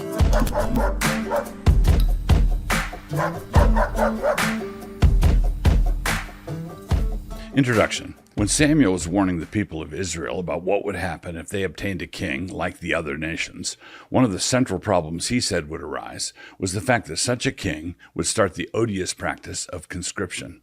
The problem is that he will think that he owns the people, and he will consequently take from the people. Quote, and he said, "This will be the manner of the king that shall reign over you. He will take your sons, and appoint them for himself for his chariots, and to be his horsemen, and some shall run before his chariots." 1 Samuel 8:11. These great ones think that they have a high and lonely destiny, moving men around on the chessboard of their supreme plans, answering to no one. Quote, I had forgotten that you are only a common boy. How should you understand reasons of state? You must learn, child, that what would be wrong for you, or for any of the common people, is not wrong for a great queen such as I. The weight of the world is on our shoulders. We must be freed from all rules. Ours is a high and lonely destiny. C.S. Lewis, The Magician's Nephew. The biblical pattern. How then is an army or a navy to be raised? We currently rely on all volunteer forces, but we still have the draft held in reserve in case of emergencies. But recent events should have demonstrated for us all how easily the authorities can whistle up an emergency. Perhaps we should be a little more dubious about that kind of thing. If the government can have extraordinary powers during emergencies, does this not incentivize them to be constantly in a state of emergency? So how did ancient Israel raise their army when it was in fact necessary to fight? The short answer is that the mustering of the troops was obligatory, but the actual service, the going to war, was not obligatory. Or, to use our terminology, the registration was required, but deferments were easy to come by. They could simply be had for the asking. First, the mustering. Quote, and the Lord spake unto Moses in the wilderness of Sinai, in the tabernacle of the congregation, on the first day of the second month, in the second year after they were come out of the land of Egypt, saying, Take ye the sum of all the congregation of the children of Israel, after their families, by the house of their fathers, with the number of their names, every male by their polls, from 20 years old and upward, all that are able to go forth to war in Israel. Thou and Aaron shall number them by their armies. And with you there shall be a man of every tribe, every one head of the house of his fathers. Numbers 1, 1-4. A young man was eligible for combat service when he had reached the age of 20 years old. They gathered together in order to be counted. In this case, they were all mustered together in response to the word of the Lord. Showing up was not optional. But it is quite striking that actual military service was not required. The deferments were available and extraordinarily broad. For example, a man was exempted if he had planted a vineyard, but had not yet enjoyed the fruit of it. If a man was betrothed to a woman, but they had not yet married, then he was exempt. And on top of everything else, the officers would then just open the door for anyone who was faint-hearted. Such men could just go home. The only penalty they would face would be the derision of their peers. No one was forced into combat at the point of a spear. Quote, And what man is he that hath planted a vineyard, and hath not yet eaten of it? Let him also go and return unto his house, lest he die in the battle, and another man eat of it. And what man is there that hath betrothed a wife, and hath not taken her? Let him go and return unto his house, lest he die in the battle, and another man take her. And the officers shall speak further unto the people, and they shall say, What man is there that is fearful and faint-hearted? Let him go and return unto his house, lest his brethren's heart faint as well as his heart. And it shall be, when the officers have made an end of speaking unto the people, that they shall make captains of the armies to lead the people. Deuteronomy 20, 6-9. In addition to all of this incredible open-handedness, if a man was newly married, he was exempted from military service for a year. Quote, When a man hath taken a new wife, he shall not go out to war, neither shall he be charged with any business. But he shall be free at home 1 year, and shall cheer up his wife which he hath taken. Deuteronomy 24:5. As I read these passages, the men who were exempted because they were just starting their farm, or had gotten engaged, or just been married, received their deferment without prejudice. This was given to them as only good and right. And in the case of the deferment that would be accompanied by jeers, i.e., for the faint-hearted, it is striking to me that this standard for an all-volunteer force was a standard that was argued for in terms of military efficiency. It is acknowledged that faint-heartedness is contagious, and you didn't want that kind of thing fomenting in the ranks. Now, from all this, I would draw out an a fortiori argument. If God's chosen people were this way, if a people who still had prophets speaking to them in the name of Jehovah had this standard, and they were an armed force defending a land that had been given to them by God himself, how much more should other nations imitate this, when at best they can only summon their men to fight in the name of man? Even when our causes are just and right, we cannot speak with the same authority that God and Israel did, and so perhaps we ought not to lay grandiose claims on the citizens, claims that God could have easily made and did not. This would be a great example of how we should follow the general equity of the Mosaic Law. The laws concerning conscription in ancient Israel were for ancient Israel and do not apply to us today, except as the general equity thereof may require. Westminster Confession of Faith, 19:4. Please note that I am not speaking to the issues raised by the pacifists. The issue is not whether it is ever lawful to fight. Of course it is. Quote, Blessed be the Lord my strength, which teacheth my hands to war and my fingers to fight. Psalm 144, verse 1. The issue rather is whether it is just to point a gun at a young man's head and tell him that it is his bounden duty to sail over the seas in order that somebody else can point a gun at him also. The issue is whether it is lawful to impress men into combat duty against their desires. And the answer to that question is that it is utterly unlawful. This is not a prerogative that the magistrate has.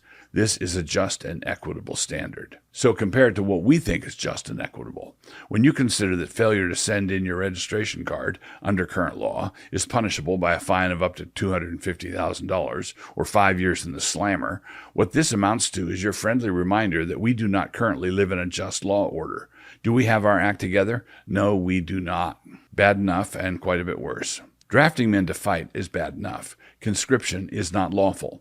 And I would argue that conscription is not even lawful when a nation is a comparatively decent one and has a cause that is relatively just. A nation's leaders might work through Augustine's criteria for determining that their cause is just.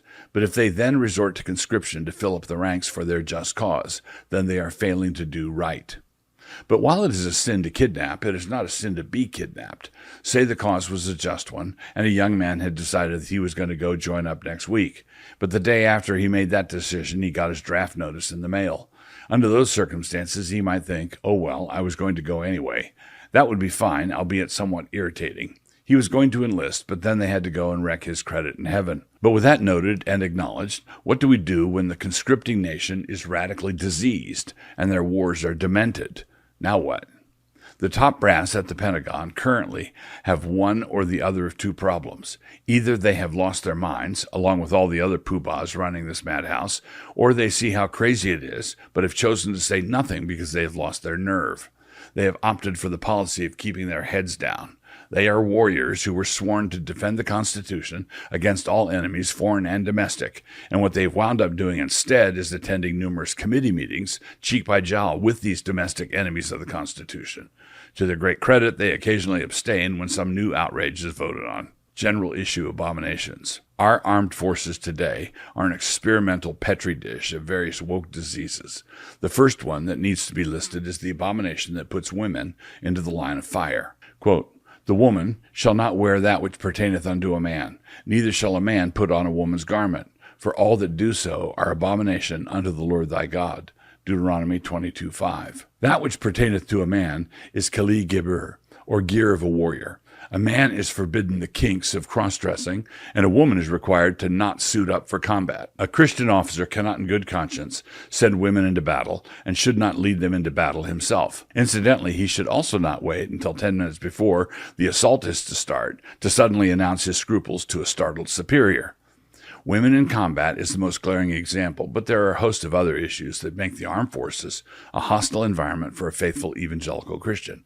Because of the way the whole pride thing has unfolded, it is not the case that a Christian is now being forced to serve alongside someone who is sexually immoral. That has always been the case. There's nothing new there. The problem lies with the banners and flags. Every Christian who has ever served in the American Armed Forces has fought alongside other men who would regularly resort to the camp followers. The military has never been a bastion of personal righteousness. The difficulty arises when the Pentagon mandates unit-wide celebration of vice. The problem is when you are called upon to go to war with a pride flag fluttering over you. In such a situation, the Christian needs to say, "Deal me out." No sane believer wants to go off and fight in order to make some third world country safe for sodomy and accessible abortions. When I was in the Navy, my shipmates were free to be immoral, and they frequently were. But I was absolutely free to witness to them and to confront them about what they were doing. They were free to listen or not. They were free to be open pagans, and I was free to be an open Christian. This is no longer the case. The culture of our military has been thoroughly compromised, and the weight of military discipline is now thrown behind all manner of grotesque immoralities. And so if anybody gets disciplined in this strange new world, it will be the Christian who protests the vice. The current recruitment woes. A current blessing, albeit a somewhat threatened one, is that our military is still an all-volunteer force.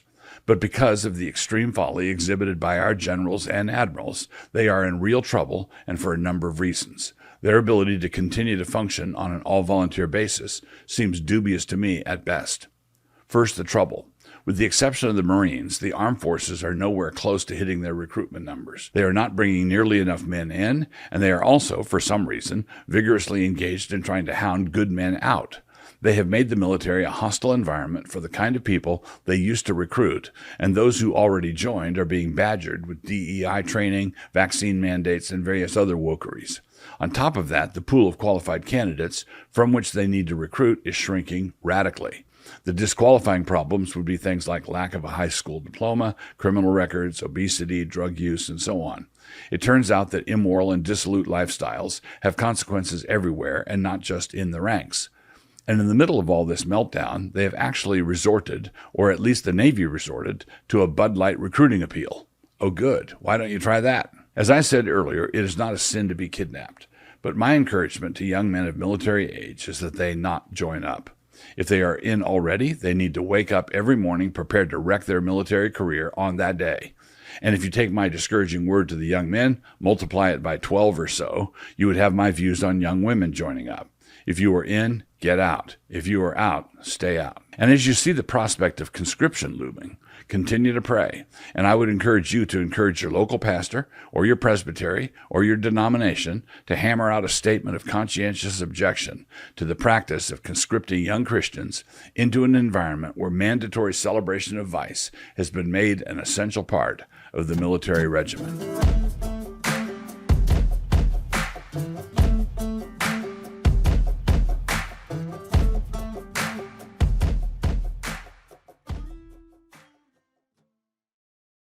When Martin Luther went to post his theses on the Wittenberg door, he did not know he was lighting a spark in a room filled with fumes. The church door was just the community bulletin board, and he was offering to debate some things down at the community center. Hope you all come, refreshments afterwards. And so he posted his theses, and 3 weeks later, Europe was on fire. That's how these things go.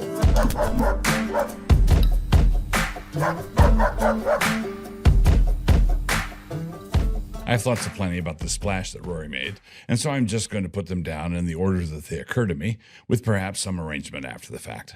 The transitions between paragraphs may seem somewhat abrupt, and so if it seems that way to you, just say, he has decided to write aphoristically this morning, which is fair enough. This will get filled out a bit more as we go along, but this is what a lone bulwark actually looks like. Someone standing courageously against a surging mob, defending something that honestly does not deserve to be defended, but standing firm anyhow.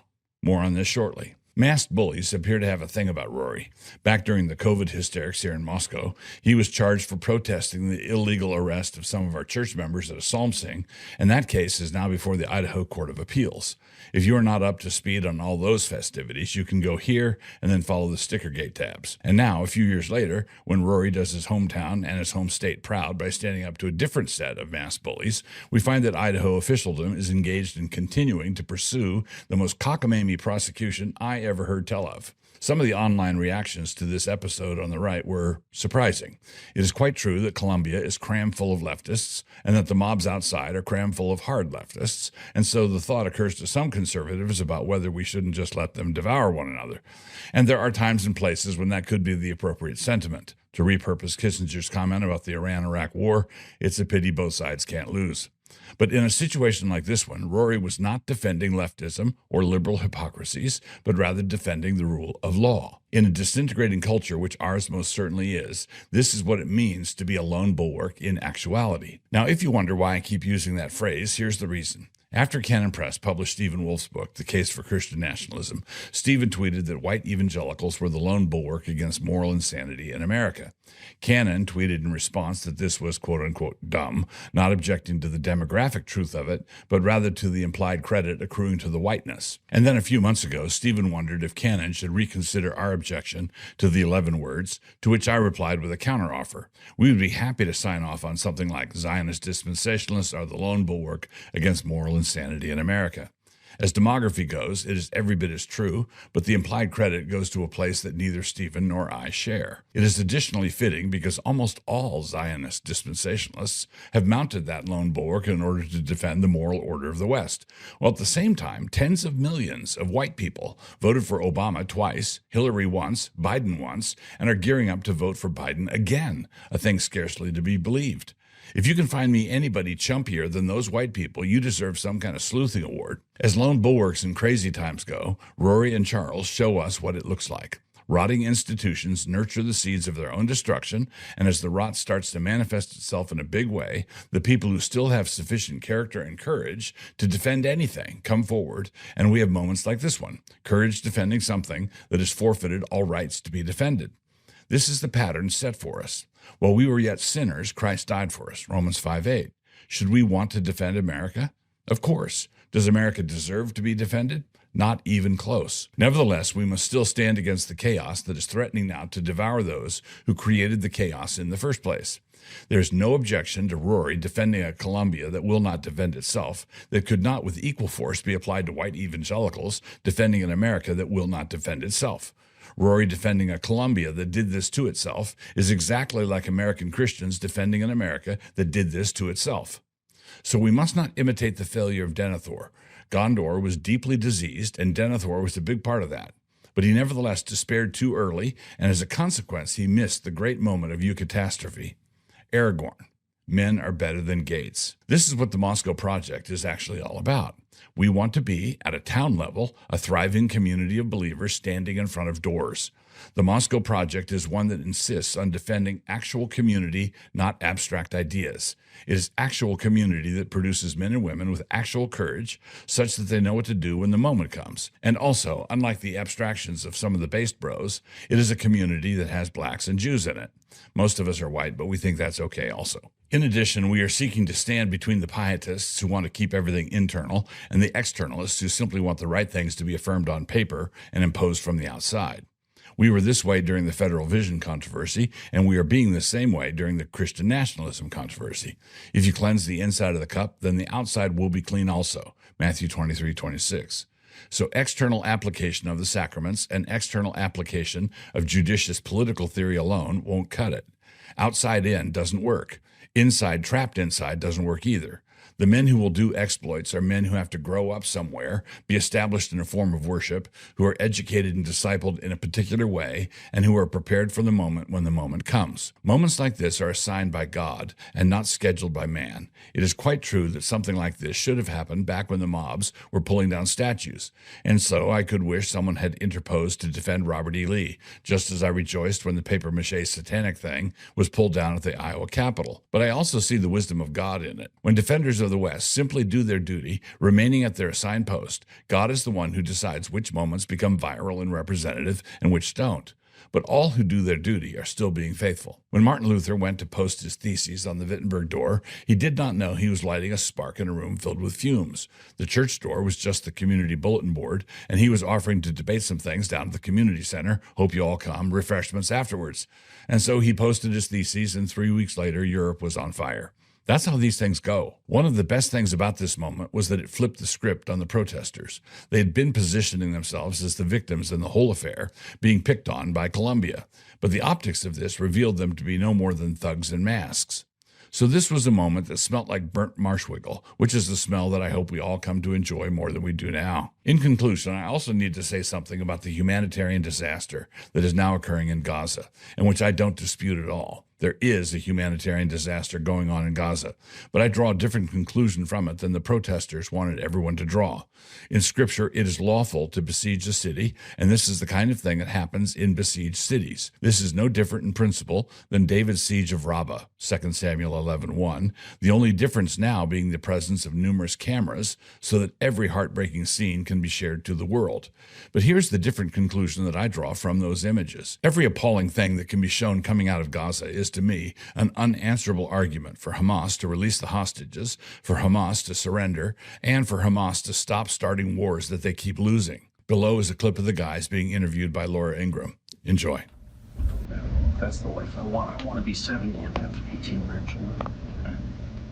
No!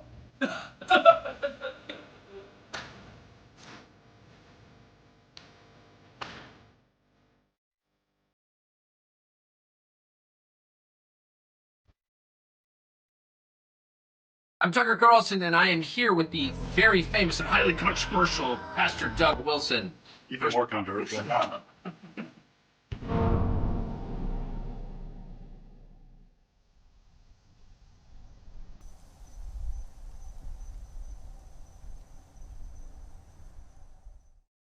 A people who are enslaved to their lusts and passions are not free. Water cannot rise above its own level, and slaves to sin cannot rise up into freedom. This is where we are now. They are slaves to sin, and any external liberties they might be privileged to enjoy for a time are an optical illusion and a grand parade of misnomers. I hope to write more about this on Wednesday. Introduction.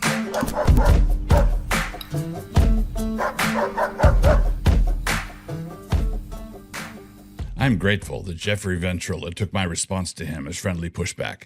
He has now responded to me, and because these issues are really important, I would really like to continue the discussion. I would also like to keep it friendly because the armies of the Lord do not need to be conducting live fire exercises in the mess hall. But I do need to set the stage first. That word, secular. The word secular has come to mean something in modern times that it did not mean centuries ago. Today, it means godless or without religion, and it makes folks think of an agnostic or atheistic humanism.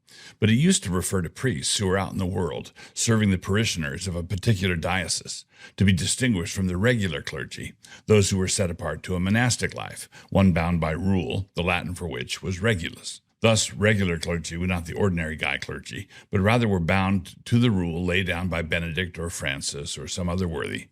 And the secular clergy were not the atheistic ones, although if we look closely at the behavior of some of the Renaissance popes, we may discover that it was possible for atheism to appear in their ranks from time to time. Our word secular comes from the Latin seculum and is the basis for the word for century in Romance languages like French or Italian. It referred to a period that was roughly 100 years in length, and over time it came to refer to earthly or temporal concerns. Thus, a secular priest was out in the village helping people sort out the mundane pastoral implications surrounding a stolen mule, while the monks in their prayer cells had their minds fixed on things above. This is not to say that the secular clergy never prayed or that the monks never brewed beer, but their job descriptions did differ enough to affect the language, and thus secular concerns became ordinary day-to-day concerns. A bunch of this goes back to the 12th century and earlier. Now, a lot of our contemporary confusion is the result of the fact that unbelievers managed to get Christ out of numerous settings in the secular world, out of the market, out of the public square, out of the workshop, out of the schools, and so on. And so, by degrees, secular came to mean godless. There's the realm of church and personal devotion over here in the sanctuary, and then there's the realm of functional atheism everywhere else out there. Now, the consistent Protestant answer to this incoherent dualism is the Kuyperian alternative. This is where the lordship of Christ is acknowledged in the secular realm while insisting that it remain the secular realm. We are not trying to turn the world into the church or to turn the kingdom into the church. What we are seeking to do is remind people that to be godless is to be without hope in the world, Ephesians 2:12. We do not want a secular realm that is one perpetual worship service, but rather a secular realm that is not demented. We want secularism to stop eating grass like Nebuchadnezzar did when he was a cow. In order to have this, we must acknowledge Christ. He is not an optional add-on extra. He rose from the dead, remember, and he did this in the public square, thus laying claim to that public square. The decision to bribe the guards to lie about the resurrection was a decision made by the authorities. Why we need to discuss this. As already mentioned, I've been reading Virtuous Liberty, edited by Andrew Sandlin, and there are stretches of this book that are simply marvelous, and which get the relationship of virtue and civic liberty exactly right. But there are also other patches that make it sound as though political liberty is the seedbed of virtue, which is not at all the correct relationship between the black dirt and the verdant crop. It is a take that is exactly backwards, in other words. In related news, there's this ongoing exchange between Jeffrey Ventrella and me. And Wade Stotts recently did a piece on the issue of freedom, arguing that freedom was not for everyone, which drew a sharp rebuke from Owen Strahan. But Wade was simply channeling Edmund Burke there, so that was like when you quote John Calvin and people think you're citing the Council of Trent. And Michael O'Fallon routinely confounds Anglo-Protestant political theory with Catholic integralism, thus mixing up two things that comport not well together, like confusing an Irishman with a Scot, or believing, as the meme has it, that Australians are simply British Texans, getting from here to there. We live in a time when the governing paradigm of our ruling elites is that of secularism, and by this I mean the godless kind. They are governing a population that still contains millions of Christians, many of whom have somehow taken on their assumptions about the ownership of the secular realm, as the bad guys define it, thinking it really does belong to them or to the devil and his angels. But in recent years, as the madness that is this unbelief has gotten increasingly more like itself, more and more Christians are thinking something like, wait a minute, to themselves, this can't be right. As a consequence, they are willing to consider proposals that seemed outlandish to them just 10 years ago. This is why the idea of Christian nationalism is even a thing. But how do we get from the place where we now are to the place where biblical norms are recognized and honored again?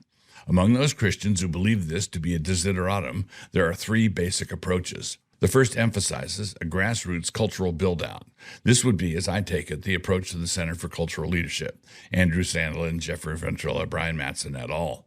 Any concrete political applications or proposals would be down the road, going over a bridge that we should cross when we come to it. The second approach believes that a lot could be done through decisive political action.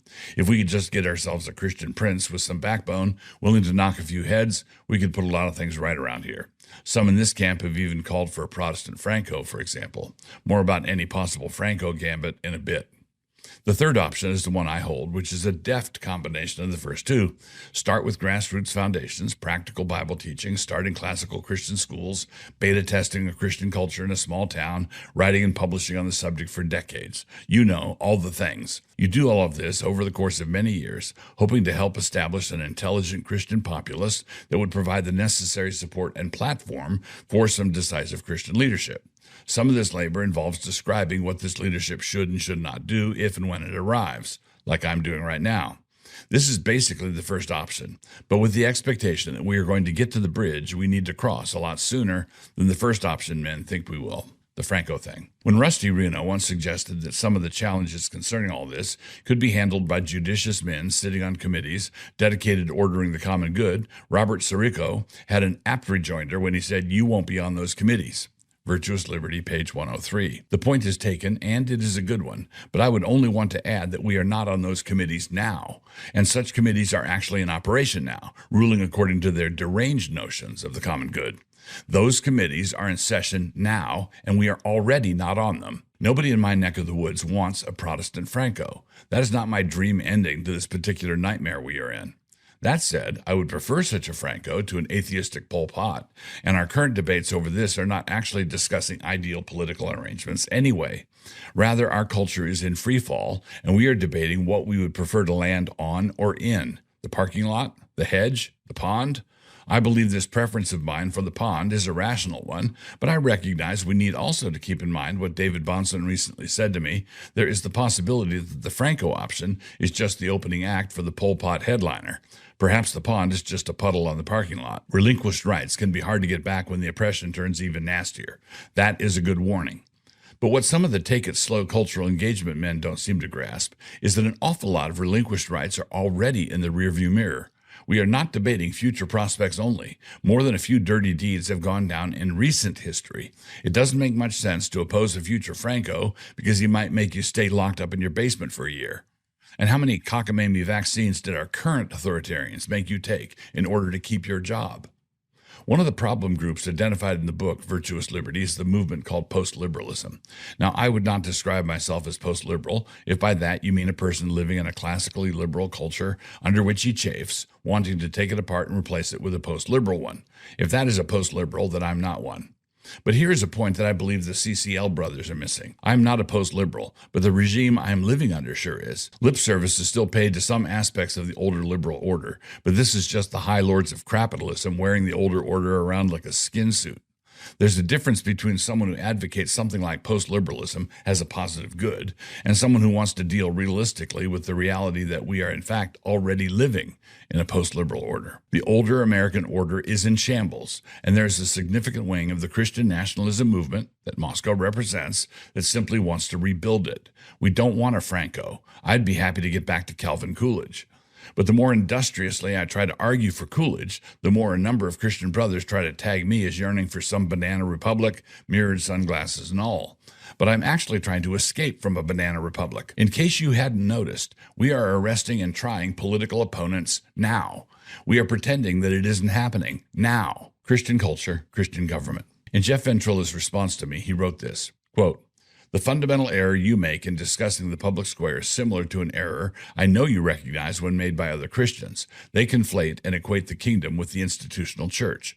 In the same way as I see it, you are doing something similar here by conflating and equating Christian culture, or the U.S.'s Christian founding, with Christian nationalism. The former does not imply nor require, let alone necessitate, the latter." Ventrilla acknowledging friendly pushback. And Andrew Sandlin makes a similar point in the Facebook post where he commends Ventrilla's response when he says, quote, "We support Christian culture, which is a different species."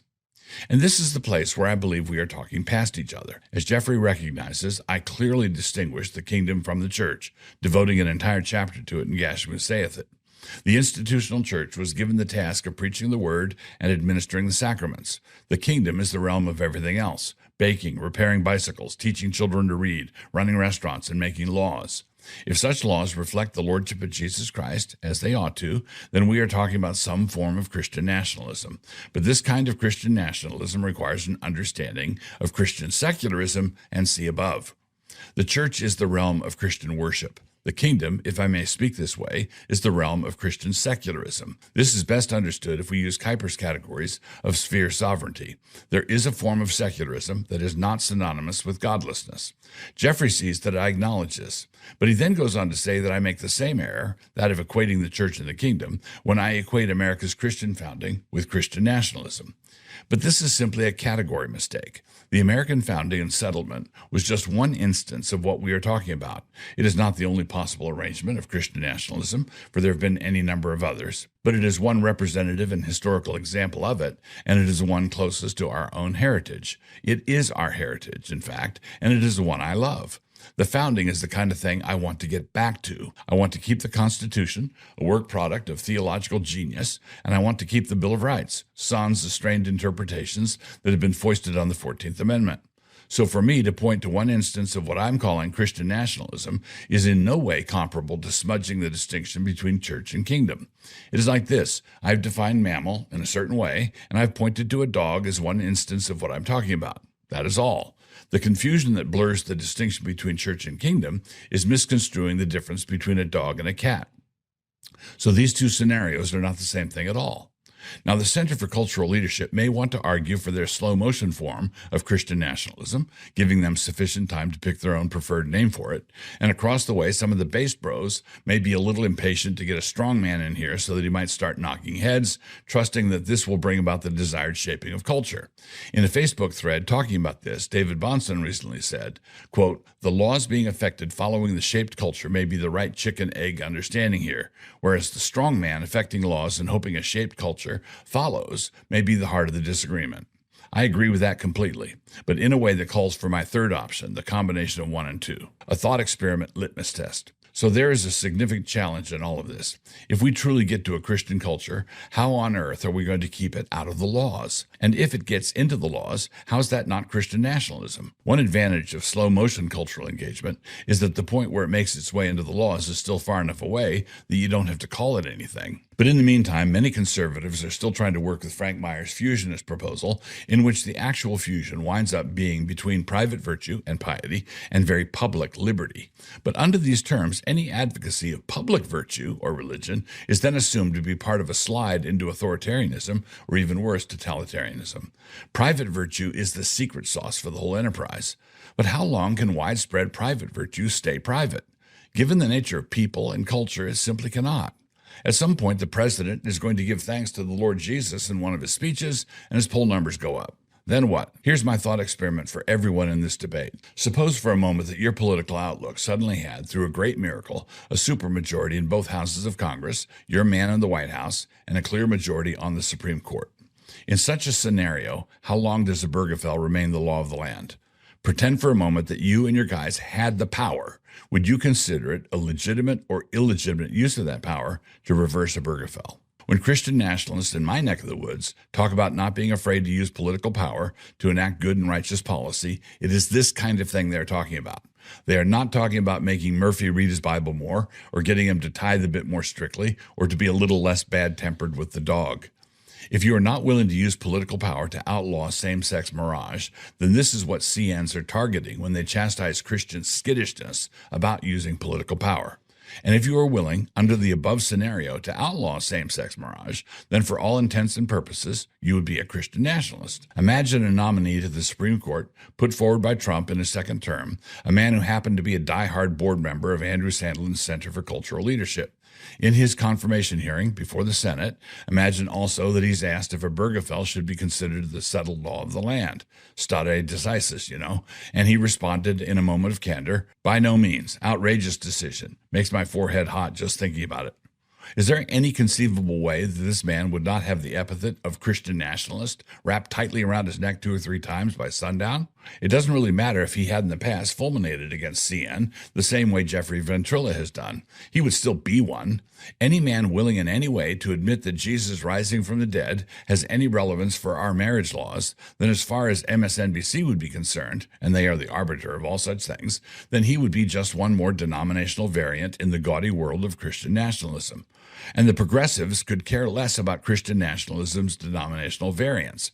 Imagine trying to explain the differences between hardshell Baptists and missionary Baptists to a Monsignor who lived at the Vatican. This is like that. All of us who are opposed to the permanent establishment of the sexual revolution into law are Christian nationalists.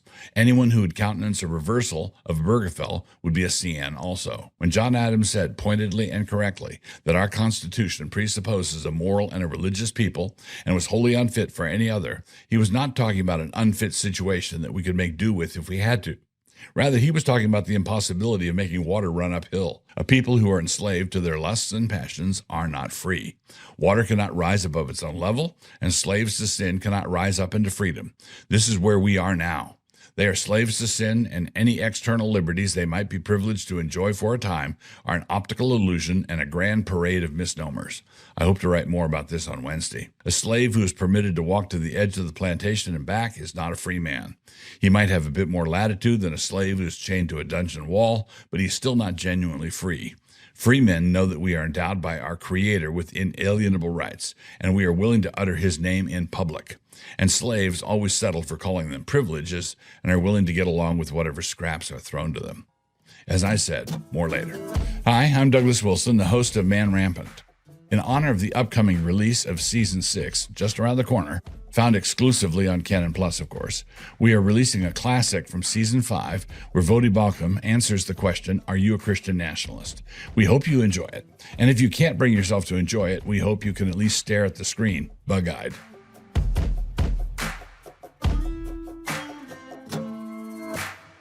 The thing that is troubling about our current situation is that there's a small but enthusiastic regiment of right-wing troll-anons whose manifest misbehavior is apparently invisible to men who ought to know better.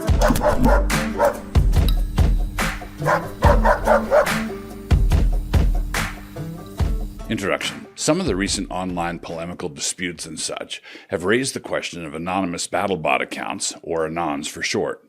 Let's think about it for a moment, shall we?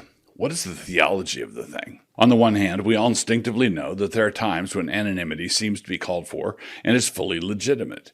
Think of the 16th century Martin Marprelate, who published a series of hilarious pamphlets at the expense of the Anglican bishops who had learned their catechisms and were past grace. Or think of the heroic Samizdat publications during the commie times. These were people who really were speaking truth to power, and, had they been caught, Martin would have been executed, and a happy outcome for the Samizdat guys would have been Siberian in nature. But we also know, again instinctively, that there's something profoundly unsettling and sinister and wrong about giving any credence whatever to any anonymous accusers or railers. We wouldn't accept anonymous accusations that someone mailed to a trial in a Unabomber envelope.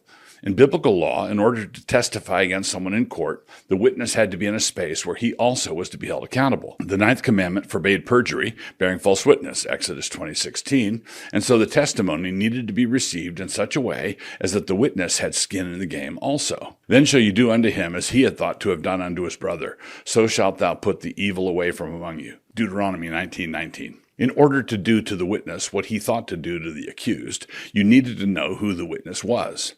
So how do we tell the difference? What are the principles? The foundational issue. Asking whether or not you are for or against Anons really is a confused way to ask the question. What is the Anon doing exactly? Which Anon are we talking about? Are you for or against bottles with pills? Well, is it medicine or poison? Are you for or against sexual intercourse? Well, is it marital lovemaking or rape? Are you for or against assassinations? Well, is it Ehud or Hinckley? Are you for or against political treatises? Well, is it the Federalist Papers or the Nashville Shooter Manifesto? To repurpose Lenin's two great questions, who, whom? As I never tire of saying, there is no virtue or vice in a transitive verb. We don't know whether to praise or blame until we get to the direct object. I love fill in the blank. What is the direct object there? Is it God? The devil? Apple pie? Child porn? Sunsets on the beach? So some Anons can be heroic. Some are clever, some are lame, others are simply vile. If you want to praise someone simply for being a non, I somehow feel like you've set the bar way too low. To repeat the question, how do we tell the difference? What are the principles? One of the first principles is to realize that Anons are not a monolithic block. Anons, like the general population, range from criminals to heroes. Posing the question one way. At Eric_Kahn. If it's sinful to attribute particular or unique malevolence to Jews, why is it acceptable to attribute particular or unique malevolence to men with Anon accounts? Maybe it's seething hatred. Maybe it's the crackling envy. The answer to the question posed this way is really straightforward. I would never dream of attributing unique malevolence to men with Anon accounts. See above. I do, however, reserve the right to attribute malevolence to the accounts that are festooned with the blossoms of manifest malevolence. You know, in the things that they say. If I can judge a tree that I know through the bitter fruit, Matthew 7:17 and 18, then to judge a tree that I don't know, the only thing needful is to have a box of the fruit shipped to me, which the internet thoughtfully does. I don't know what state this tree is growing in, but man, this fruit is rancid. In the same way, I have no trouble attributing malevolence to malevolent Jews. When bad people do bad things, we should always be willing to say that they were bad. When Anons do bad things, we should be willing to say the same thing.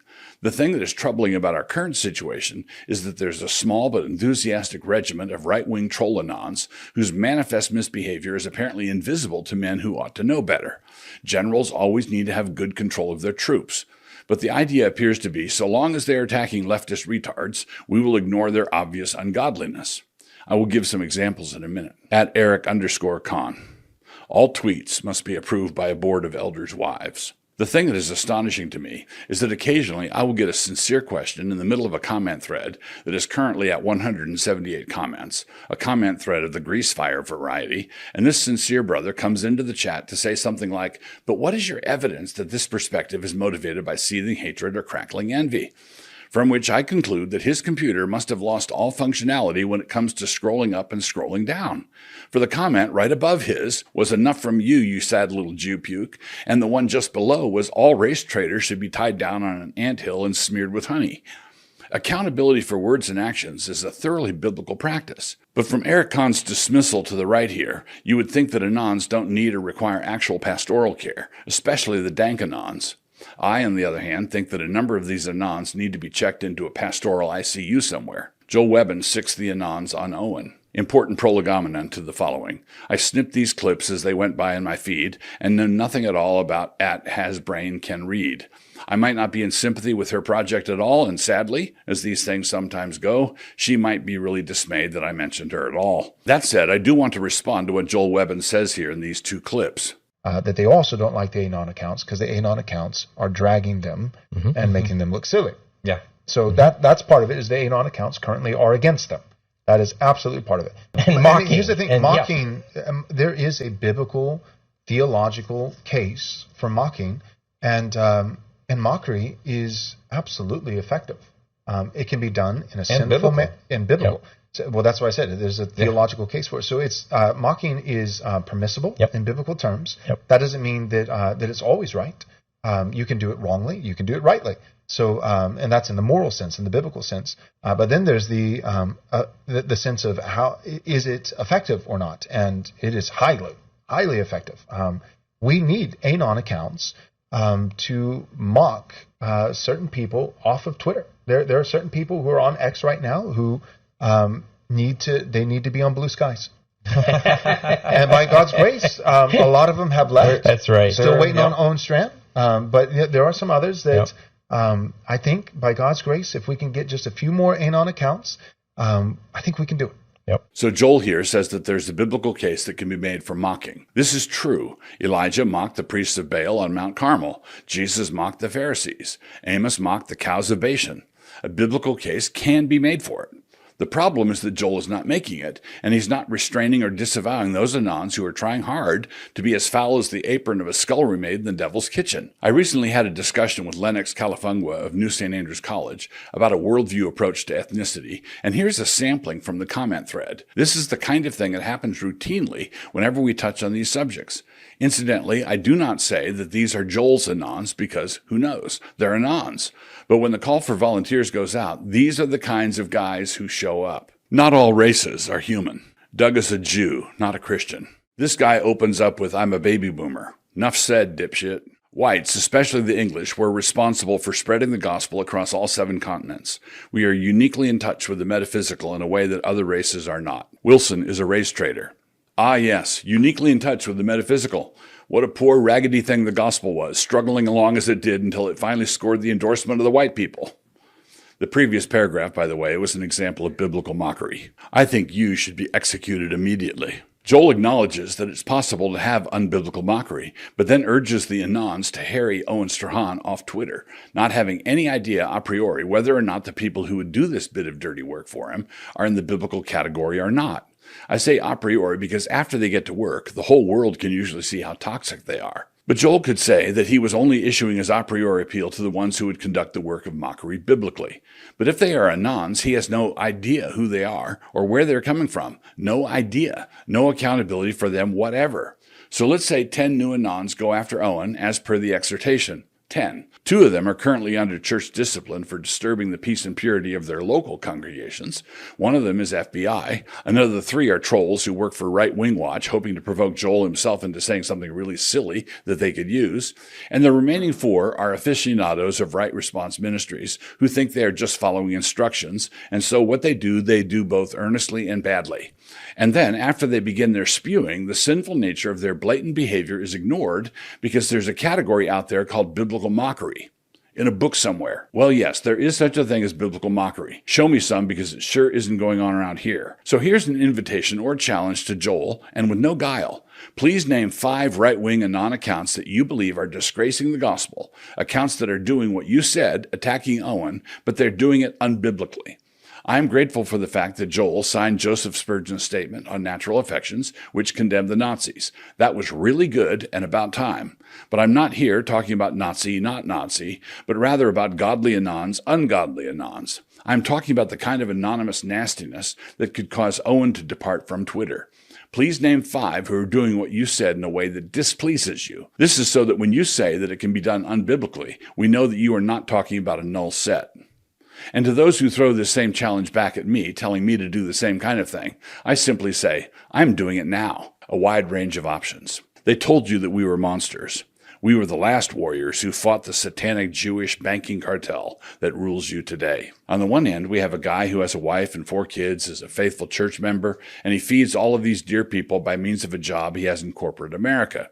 The challenge for him is that his company has an HR department that is hopped up on diversity steroids. So this guy has an anonymous account in order to express sentiments like women shouldn't be stationed on submarines, or we ought not to spend more as a nation than we take in through revenue. He needs to be anonymous because he would lose his job otherwise, and all for observing that the sky is blue, that the grass is green, and that 3 centuries ago the Pope used to be Catholic. But on the other end, the gnarly end, we find someone who would also lose his job, and good riddance.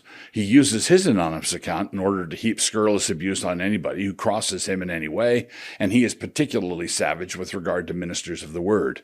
He is a walking embodiment of what the psalmist complains about. For look, the wicked bend their bow, they make ready their arrow on the string, that they may shoot secretly at the upright in heart.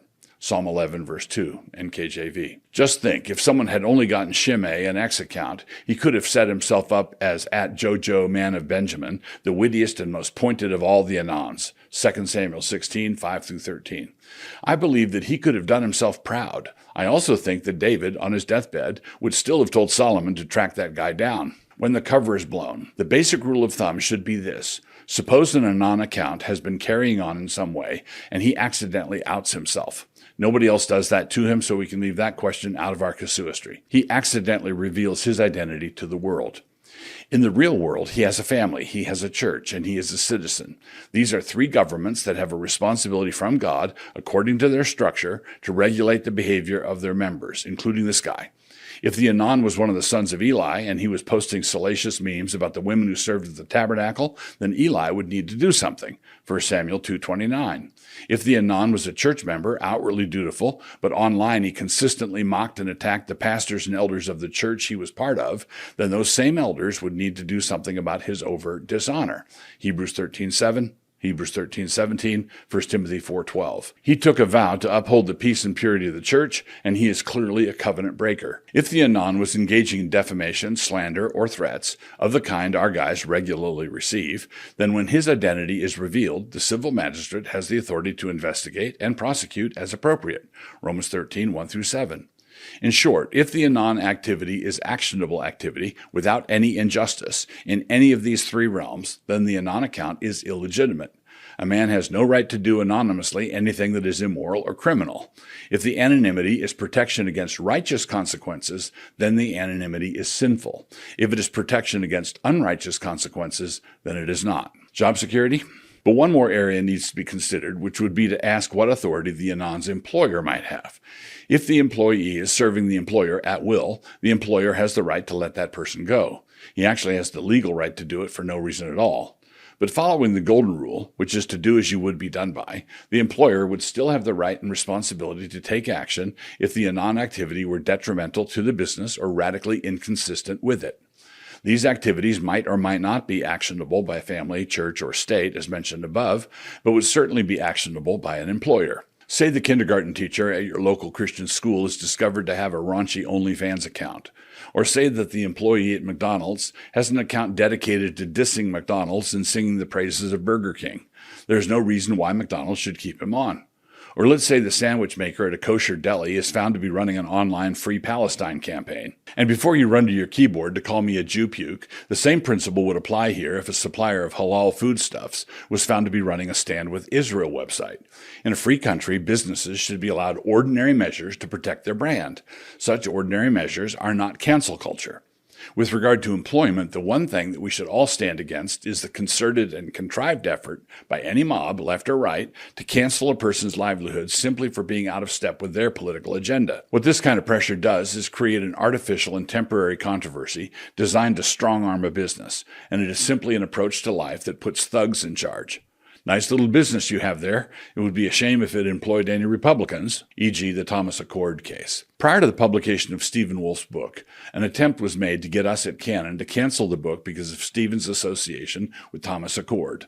Accord was accused of saying some vile stuff online through an anon account, a charge which he at the time denied. Our response was therefore to tell the cancelers to pound sand. A bit later, as the story was unraveling, I also wrote this piece. I would urge everyone who thinks we are being soft on such issues to read through it carefully. We were not about to cancel Wolf simply because Accord had become a designated target. At the same time, this stand of ours provided no protection at all for Accord. He was the one who had done some bad things that had harmed himself and his family. He was the headmaster of a classical Christian school, and what he had done was inconsistent with the mission and reputation of the school. He had been a dark anon, and then he had lied about it. He had to go. Play stupid games, win stupid prizes. In a free country, employers should have the legal right to dismiss employees who embarrass them or bring some kind of shame or disrepute on their company. By the same token, in a decent country, activists should not harass a company to get them to fire someone simply because that person holds to a particular set of political beliefs. This distinction is not a complicated one. But someone might object, what if it comes out a couple years from now that Stephen Wolf knew about Accord all along and agreed with all the dark stuff he said? That would not reveal the true meaning of the case for Christian nationalism. It would rather be an odd case of an author coming out to disagree with his own book, and we would deal with it accordingly. But in the meantime, we have no reason to think that Stephen has done or is doing that. It is fair to say, however, that he does feel sorry for more of these sad puppies than he ought to. Stephen does have a soft spot in his heart for people who have a soft spot in their heads. And this is as good a place as any to make an essential clarification about what I mean by revoice for Nazis and how it would apply to men like Wolf, Webb, and Kahn et al. To say that someone is not handling the dank right properly is not to say that they themselves are part of the dank right. A doctor can mishandle a case of gangrene without being the gangrene itself. A hireling can run from wolves without being a wolf. To be part of the general problem is not necessarily to be a specific part of the problem. At the end of the day, Tim Keller would come down on the right side of the homosexuality question. He would handle it with a great deal of nuance, like a donkey eating a thistle. But when all was said and done, he would say something like homosexual behavior is not consistent with human flourishing, or something like that.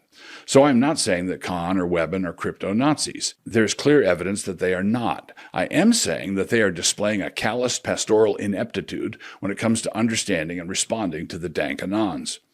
Many people believe that they want to keep their privacy, when what they actually want to preserve is their anonymity. The wiles of dopamine can make people think the craziest things. A number of years ago, a married couple made a porn tape, posted it, consequently got fired from their jobs, and then sued because their privacy had been invaded. In a similar way, suppose we have a particularly pestilent anon named @base son of Japheth, and he consistently rails against Jews, blacks, commie progs, and James White. And then one day he is toppled from his perch because an autofill mistake in a CC line revealed his identity to his employer. When he gets the sack, is his right to earn a living being violated? Is his privacy being invaded? He was only being private the way a sniper in the bushes is being private. Such an approach to privacy does tend to arouse the interest of those getting shot at. They become curious. They take an interest in subsequent events. Idle words. Everything Scripture says about the tongue applies to keyboards. But I say unto you that every idle word that men shall speak, they shall give account thereof in the day of judgment. Matthew 12:36. One of the things that astonishes me is how quickly some Christians have abandoned their commitment to the authority of Scripture just because the hell and destruction of cliques, more, demanded it. Proverbs 27:20. But death and life are in the power of the tongue. Proverbs 18:21. The perverse tongue falls into mischief. Proverbs 17:20. A lying tongue will betray the liar. Proverbs 26:28. The eager reader of perverse liars is a liar himself. Proverbs 17:4.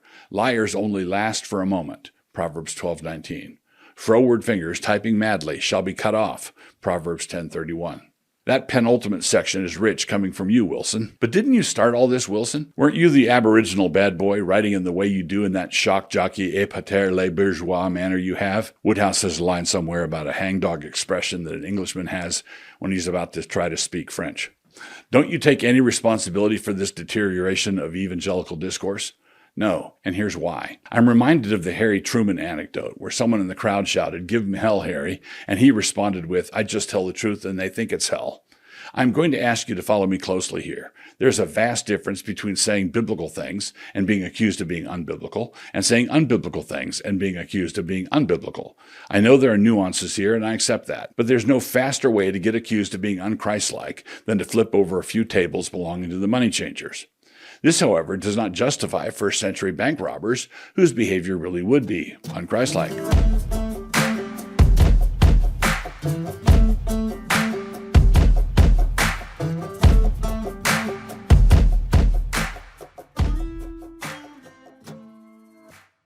For far too long, Christians have been allowing the world to establish their values for them. The results have been predictably atrocious. The end result is that we have large numbers of Christians who actually believe that we have an ethical obligation to give massive amounts of power to the state in a vain attempt to control the weather, and in a successful attempt to raise everybody's taxes.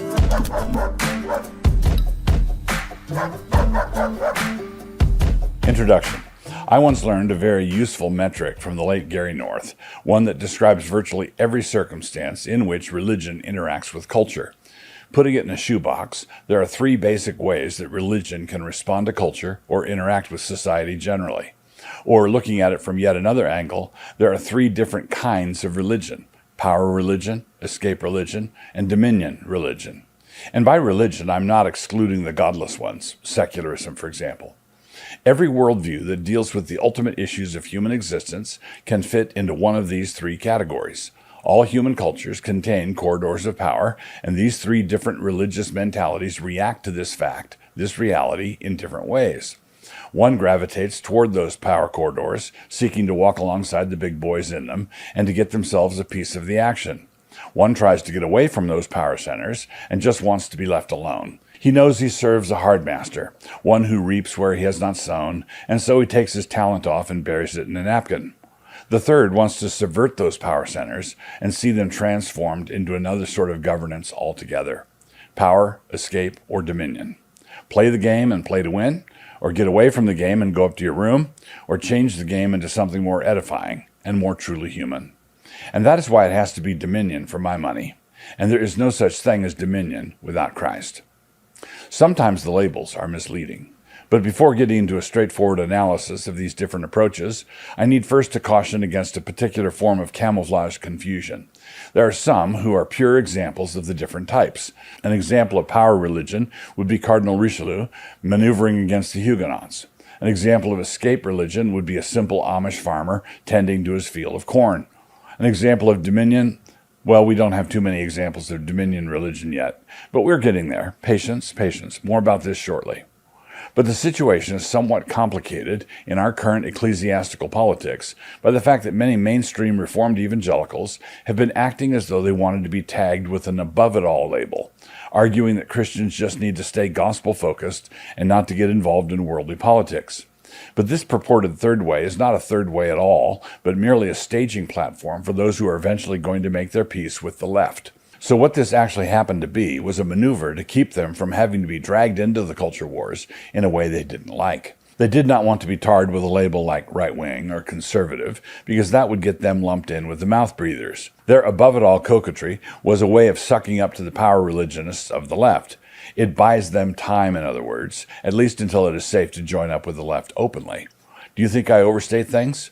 I really don't see any other way to account for just how rapidly vast swaths of evangelicalism collapsed into various incoherent wokeries, thus spurning the based vision of the psalmist.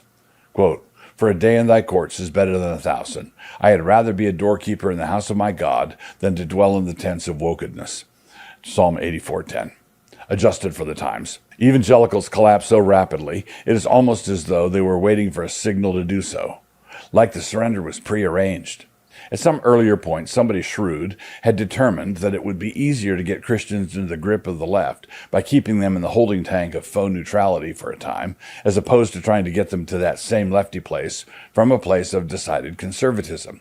It can be done, of course, and it has been done, but there are a lot more intermediate steps, and then there's the time and money involved. In other words, the lack of political involvement on the part of a church that was being put on ice was a lack of involvement in one direction only.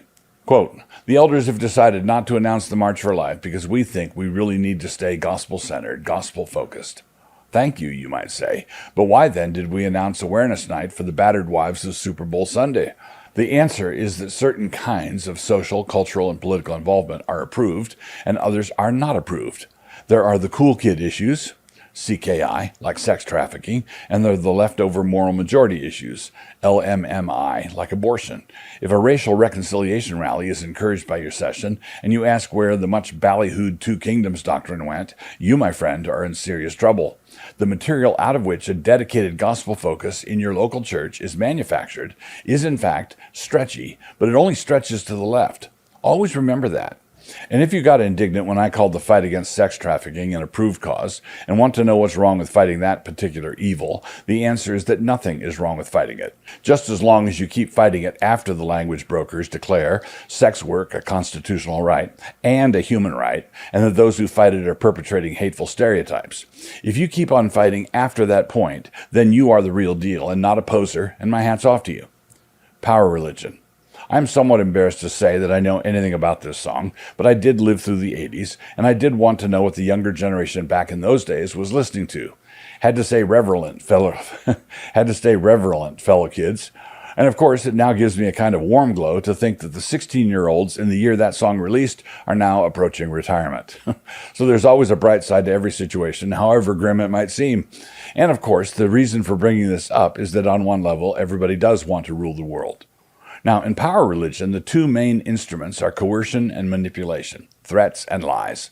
The state simply assumes the right of ownership of everything and issues bright idea after bright idea, all of them so good they have to be mandatory.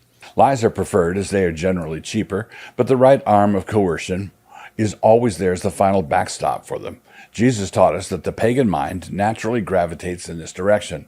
Quote, "But Jesus called them to himself and said, you know that the rulers of the Gentiles lord it over them, and those who are great exercise authority over them. Yet it shall not be so among you. But whoever desires to become great among you, let him be your servant." Matthew 20:25 and 26, NKJV. But godly authority does not operate this way. It is true authority, but it does not work through lies and coercion. Husbands have true authority in the home, ministers and elders in the church, and magistrates in the civil sphere.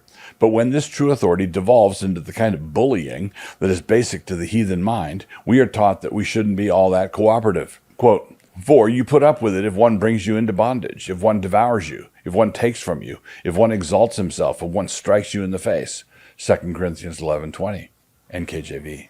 The Christian worldview is inescapably hierarchical, but it is not a bullying hierarchy, and for more on this, see the section on dominion below. The thing that is different about power religionists in our day is not the nature of their peculiar lust, but rather how expanded their field of lusts has become. C.S. Lewis outlined all of this in his prescient book, The Abolition of Man. In the old days, a tyrannical ruler had limited scope. He could enslave everybody and make them build him some more pyramids, but at the end of the day, he could only wield his power over a limited range of the natural world. Now that technology and science have declared nothing in nature off limits, the despots have naturally expanded how much they want to dominate. The rape of nature was going to lead, eventually, to the rape of the nature of man, and hence the title, The Abolition of Man. The domineering ways of man over nature was going to lead to an assault on the nature of man himself, which was going to result in the eradication of mankind. We are witnessing the first waves of this now. This is what the tranny movement is all about, and transhumanism is next after that. I recently watched the Babylon Bee interview with R. Scott Clark, in which he endearingly appealed to natural law. He argued that we should oppose these outrages on the basis of natural law. Okay, but let me pose a few questions to all outmaneuvered Christians everywhere. What is this nature you speak of? Is it created nature, as we read in Genesis, or is it the Big Bang nature that we read about everywhere else? In order to frame our laws in justice, we will have to make a sectarian decision. And if there's one thing that outmaneuvered Christians are allergic to, it is sectarian decisions.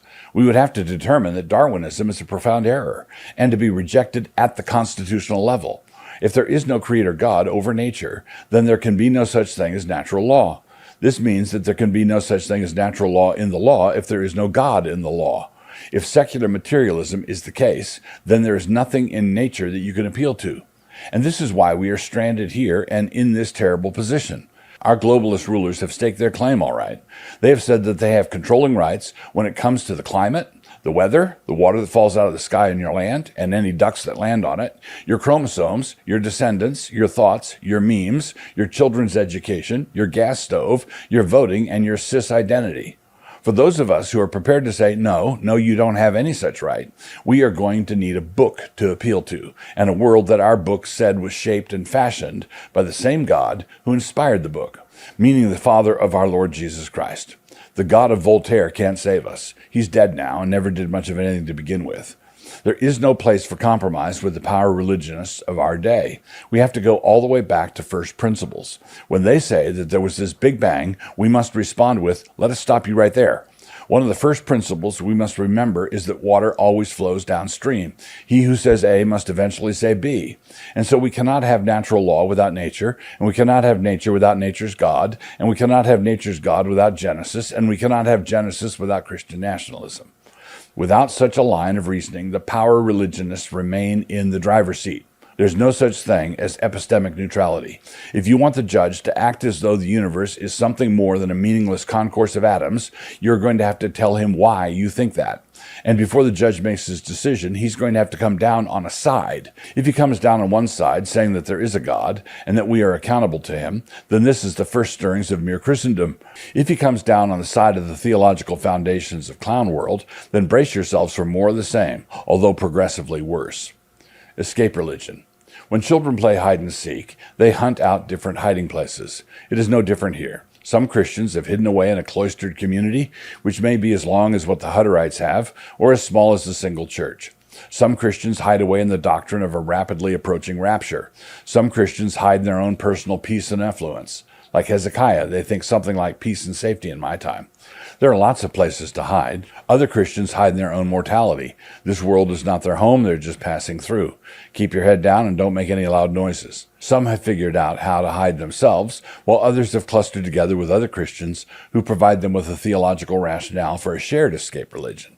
There are non-Christians who seek to escape from the world as it is as well. Their preferred methods involve mind-altering substances like drugs or alcohol, big-time distractions like sex, porn, or Marvel movies, and sometimes more socially responsible things like meditation or personal enlightenment. And there's always the option of getting off social media. But coming back to the Christians, we also must budget for human inconsistencies. I would call dispensationalism a theology of escape, for example, but there are fine Christians who are dispensational and who are culturally engaged in productive and responsible ways. And then there are Reformed Kuyperian types who imagine that cultural engagement means learning how to detect death and resurrection patterns in the hard R movies they watch all the time. So they do that and just drift along with whatever the world is up to, only 5 years behind. Anyway, the escape option is that which is pursued by the brave Sir Robin Christians. Hide out, keep your head down, don't risk anything. Simple dominion. Dominion is the gift of God. It is grace. It cannot be seized or bought or stolen. It must come down to us the way the water falls from the sky, and it must come up to us the way that a fruitful crop does. We must therefore pray and work for this kind of Deuteronomic blessing. This is the true death and resurrection pattern. I began with an image of Lord Acton's aphorism about power corrupting, and the thing that keeps dominion from being corrupted this way is the fact that the seed must first die and go into the ground before it can be fruitful. John 12:24. Power climbs the greasy pole of ambition, while dominion surrenders all of it, letting it all go. Power is how Hazael became the king of Syria, 2 Kings 8:15, and dominion is how Joseph rose to prominence in Egypt, Genesis 41:39 through 44, and Daniel did in Babylon, Daniel 2:48. The first rung of the ladder for both was slavery, and in addition, Joseph was a prisoner. Dominion means staying on the road. Power religion is the right ditch, and escape religion is the left ditch. When you are laboring with dominion in mind, the escapists will all accuse you of playing the power game. Not only so, but because you are laboring quietly, seeking the blessing of God on your work, the impatient power religionists will accuse you of quietism or escapism. What we've been trying to do here in Moscow is build a culture. You cannot be a true participant in a culture war without a culture. Just as you cannot have a naval war without ships or tank warfare without tanks, so also evangelicals cannot effectively engage in a culture war when we do not have a distinctively Christian culture. For too much of this last generation, our evangelical subculture, such as it is, has been a knockoff culture, an imitative culture, instead of something that grows out of a distinctively Christian vision of all of Christ for all of life. In saying this, we do not reject common grace, and we do not require a distinctively different Christian culture to have nothing in common with the culture of unbelievers. In both believing and unbelieving cultures, the water has to run through the pipes and not puddle on the floor. But for far too long, Christians have been allowing the world to establish their values for them. The results have been predictably atrocious. The end result is that we have large numbers of Christians who actually believe that we have an ethical obligation to give massive amounts of power to the state in a vain attempt to control the weather, and in a successful attempt to raise everybody's taxes. They actually think that. H.L. Mencken once said that trying to reform politics by sending good men to Washington is like trying to reform prostitution by staffing the brothel with virgins. His cynical observation is one that more of our people should have paid attention to. Christian organizations that promise to arrange a Senate internship for your bright young student are often just throwing our best and brightest into the maw of the state.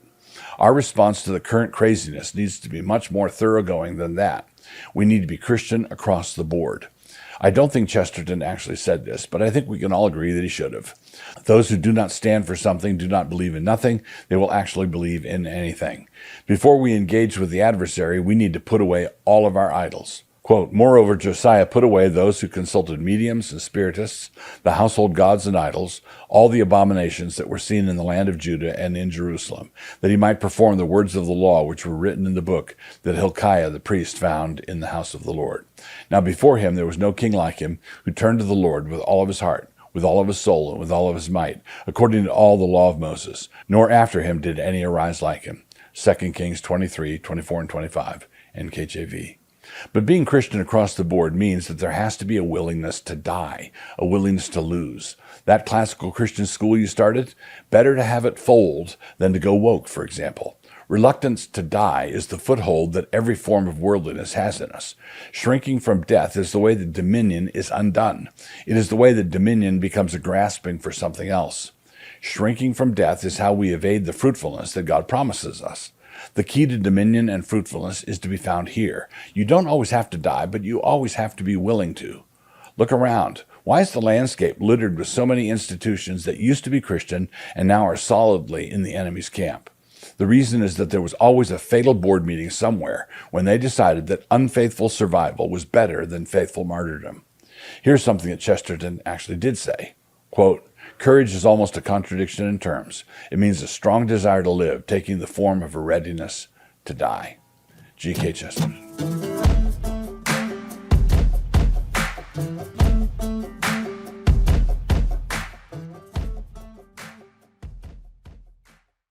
Rootless right-wingers are only going to contribute to the problems because it really is Christ or chaos. Grounded conservatives, grounded in the permanent things, have to take a stand. And no, it is not Keller's third way, but it is an actual third way. It is true gospel, all of Christ for all of life. Because Jesus was executed in the middle of the greatest anxiety storm in history, we have somewhere to turn, somewhere to go.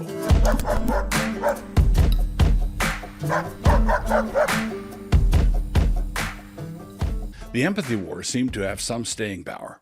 It was around 7 years ago that Joe Rigney set the whole thing off within reform circles when he sat down with me for an interview on the pilot episode of Man Rampant.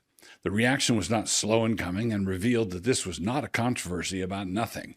There's far more going on here than the preference of some people for the prefix M and others for the prefix sim. But before a clash of ideas like this happens, there usually needs to be some awareness of the issues in order for anyone to notice them and point them out. At the same time, it is also the case that the ongoing controversy can be increasingly revelatory. Once the issue is joined, despite the fog of controversy, some things can actually be clarified. Additional issues come tumbling out, or known issues click together with other known issues such that the whole picture gets a lot clearer. Some origin issues. The initial statement of the problem was kicked off by Joe Rigney in conversation with me. Joe was led to his insights as a result of years of reading the works of René Girard on mimetic envy, study of the observations of Edwin Friedman on lack of differentiation and failure of nerve, and through his own pastoral observations over the years. A Catholic, a Jew, and a Protestant walked into a bar. And then as we talked, my questions and comments were shaped by years of reading the works of René Girard on mimetic envy, appreciating the observations of Edwin Friedman on said failure of nerve, and my own pastoral observations over the years. A Protestant and a Protestant had to talk about the bars they had walked into. So there you have it. New information. I mentioned some new things learned. One of the items that has unfolded for us as the empathy wars have gone on was this. The size of the storm can vary wildly. The storm can be global in scope, as it was with the COVID hysteria, or it can be tiny and small, limited to a classroom or military unit or family reunion. The subject matter can also vary wildly. Anxiety storms can happen anywhere, and the topic can be anything. Whether a coronavirus is everything they were saying, whether medieval Jews were poisoning the wells again, or whether Susie's mom bribed the prom queen selection committee. People are like water droplets in the sky. When the requisite number of them are gathered together, an electrical charge will at some point develop.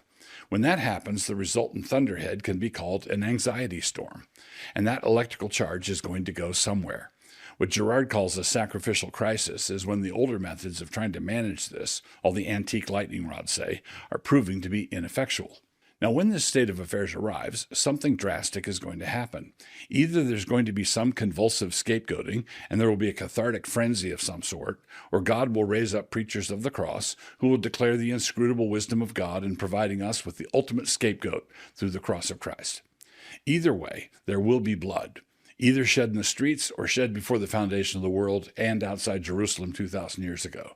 But there is no bloodless answer, just a bloody lie or the bloody truth. Who is susceptible? To answer that question, who is susceptible to anxiety storms, we have to resort to a gospel paradox. Those who simply assume their own immunity are extremely susceptible to this kind of thing. But those who know how susceptible they are should be considered at least being among the better protected. The great hazard is any attitude of that's not possible here, not with us. Wherefore, let him that thinketh he standeth take heed lest he fall. 1 Corinthians 10:12. The only real set of guardrails is a deep, down-in-the-bones understanding of the vicarious death of Christ on the cross. And it is not possible to understand the cross without also knowing our own desperate need for it. To understand the cross is to understand where we would be without it. We are the sinners, he is the Savior. An academic understanding of Girard, for example, or of Friedman for that matter, won't cut it at all. There are people who, as long as there is no storm, can discourse learnedly on what Friedman meant by this or that, or on the dangers of empathy, or about Girardian envy.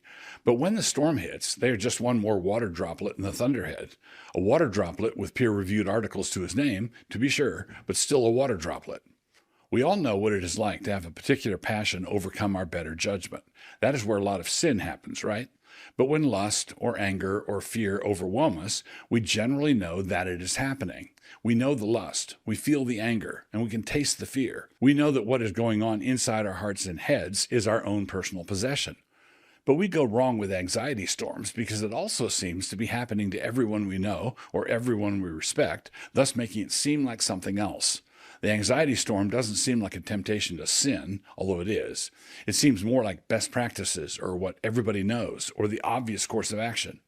Remember back when the whole world was double masking and booster shotting, and it was self-evident that any reluctant souls hanging back were murderous covidiots who deserved to die an agonizing death for their science denial and worship of ivermectin? But the great masses in this were not obeying the science like they thought they were. They were obeying the television. They were obeying the anxiety storm. And this is the central thing to realize about anxiety storms. They are largely invisible to those who are being blown about by them. To be sure, these people certainly knew that something dire was happening, but they thought it was being caused by those who were somehow not cooperating with the program. They thought the problem was the virus and any and all science deniers who denied the virus. What was completely invisible to them was the panic. The actual way out is actual gospel, and gospel nouns without the referent are worthless. With their lips they honor God, but their hearts are far from him. Remember that the greatest blasphemy ever committed was the conviction of Christ on a blasphemy charge. What was actually happening was invisible to the perpetrators.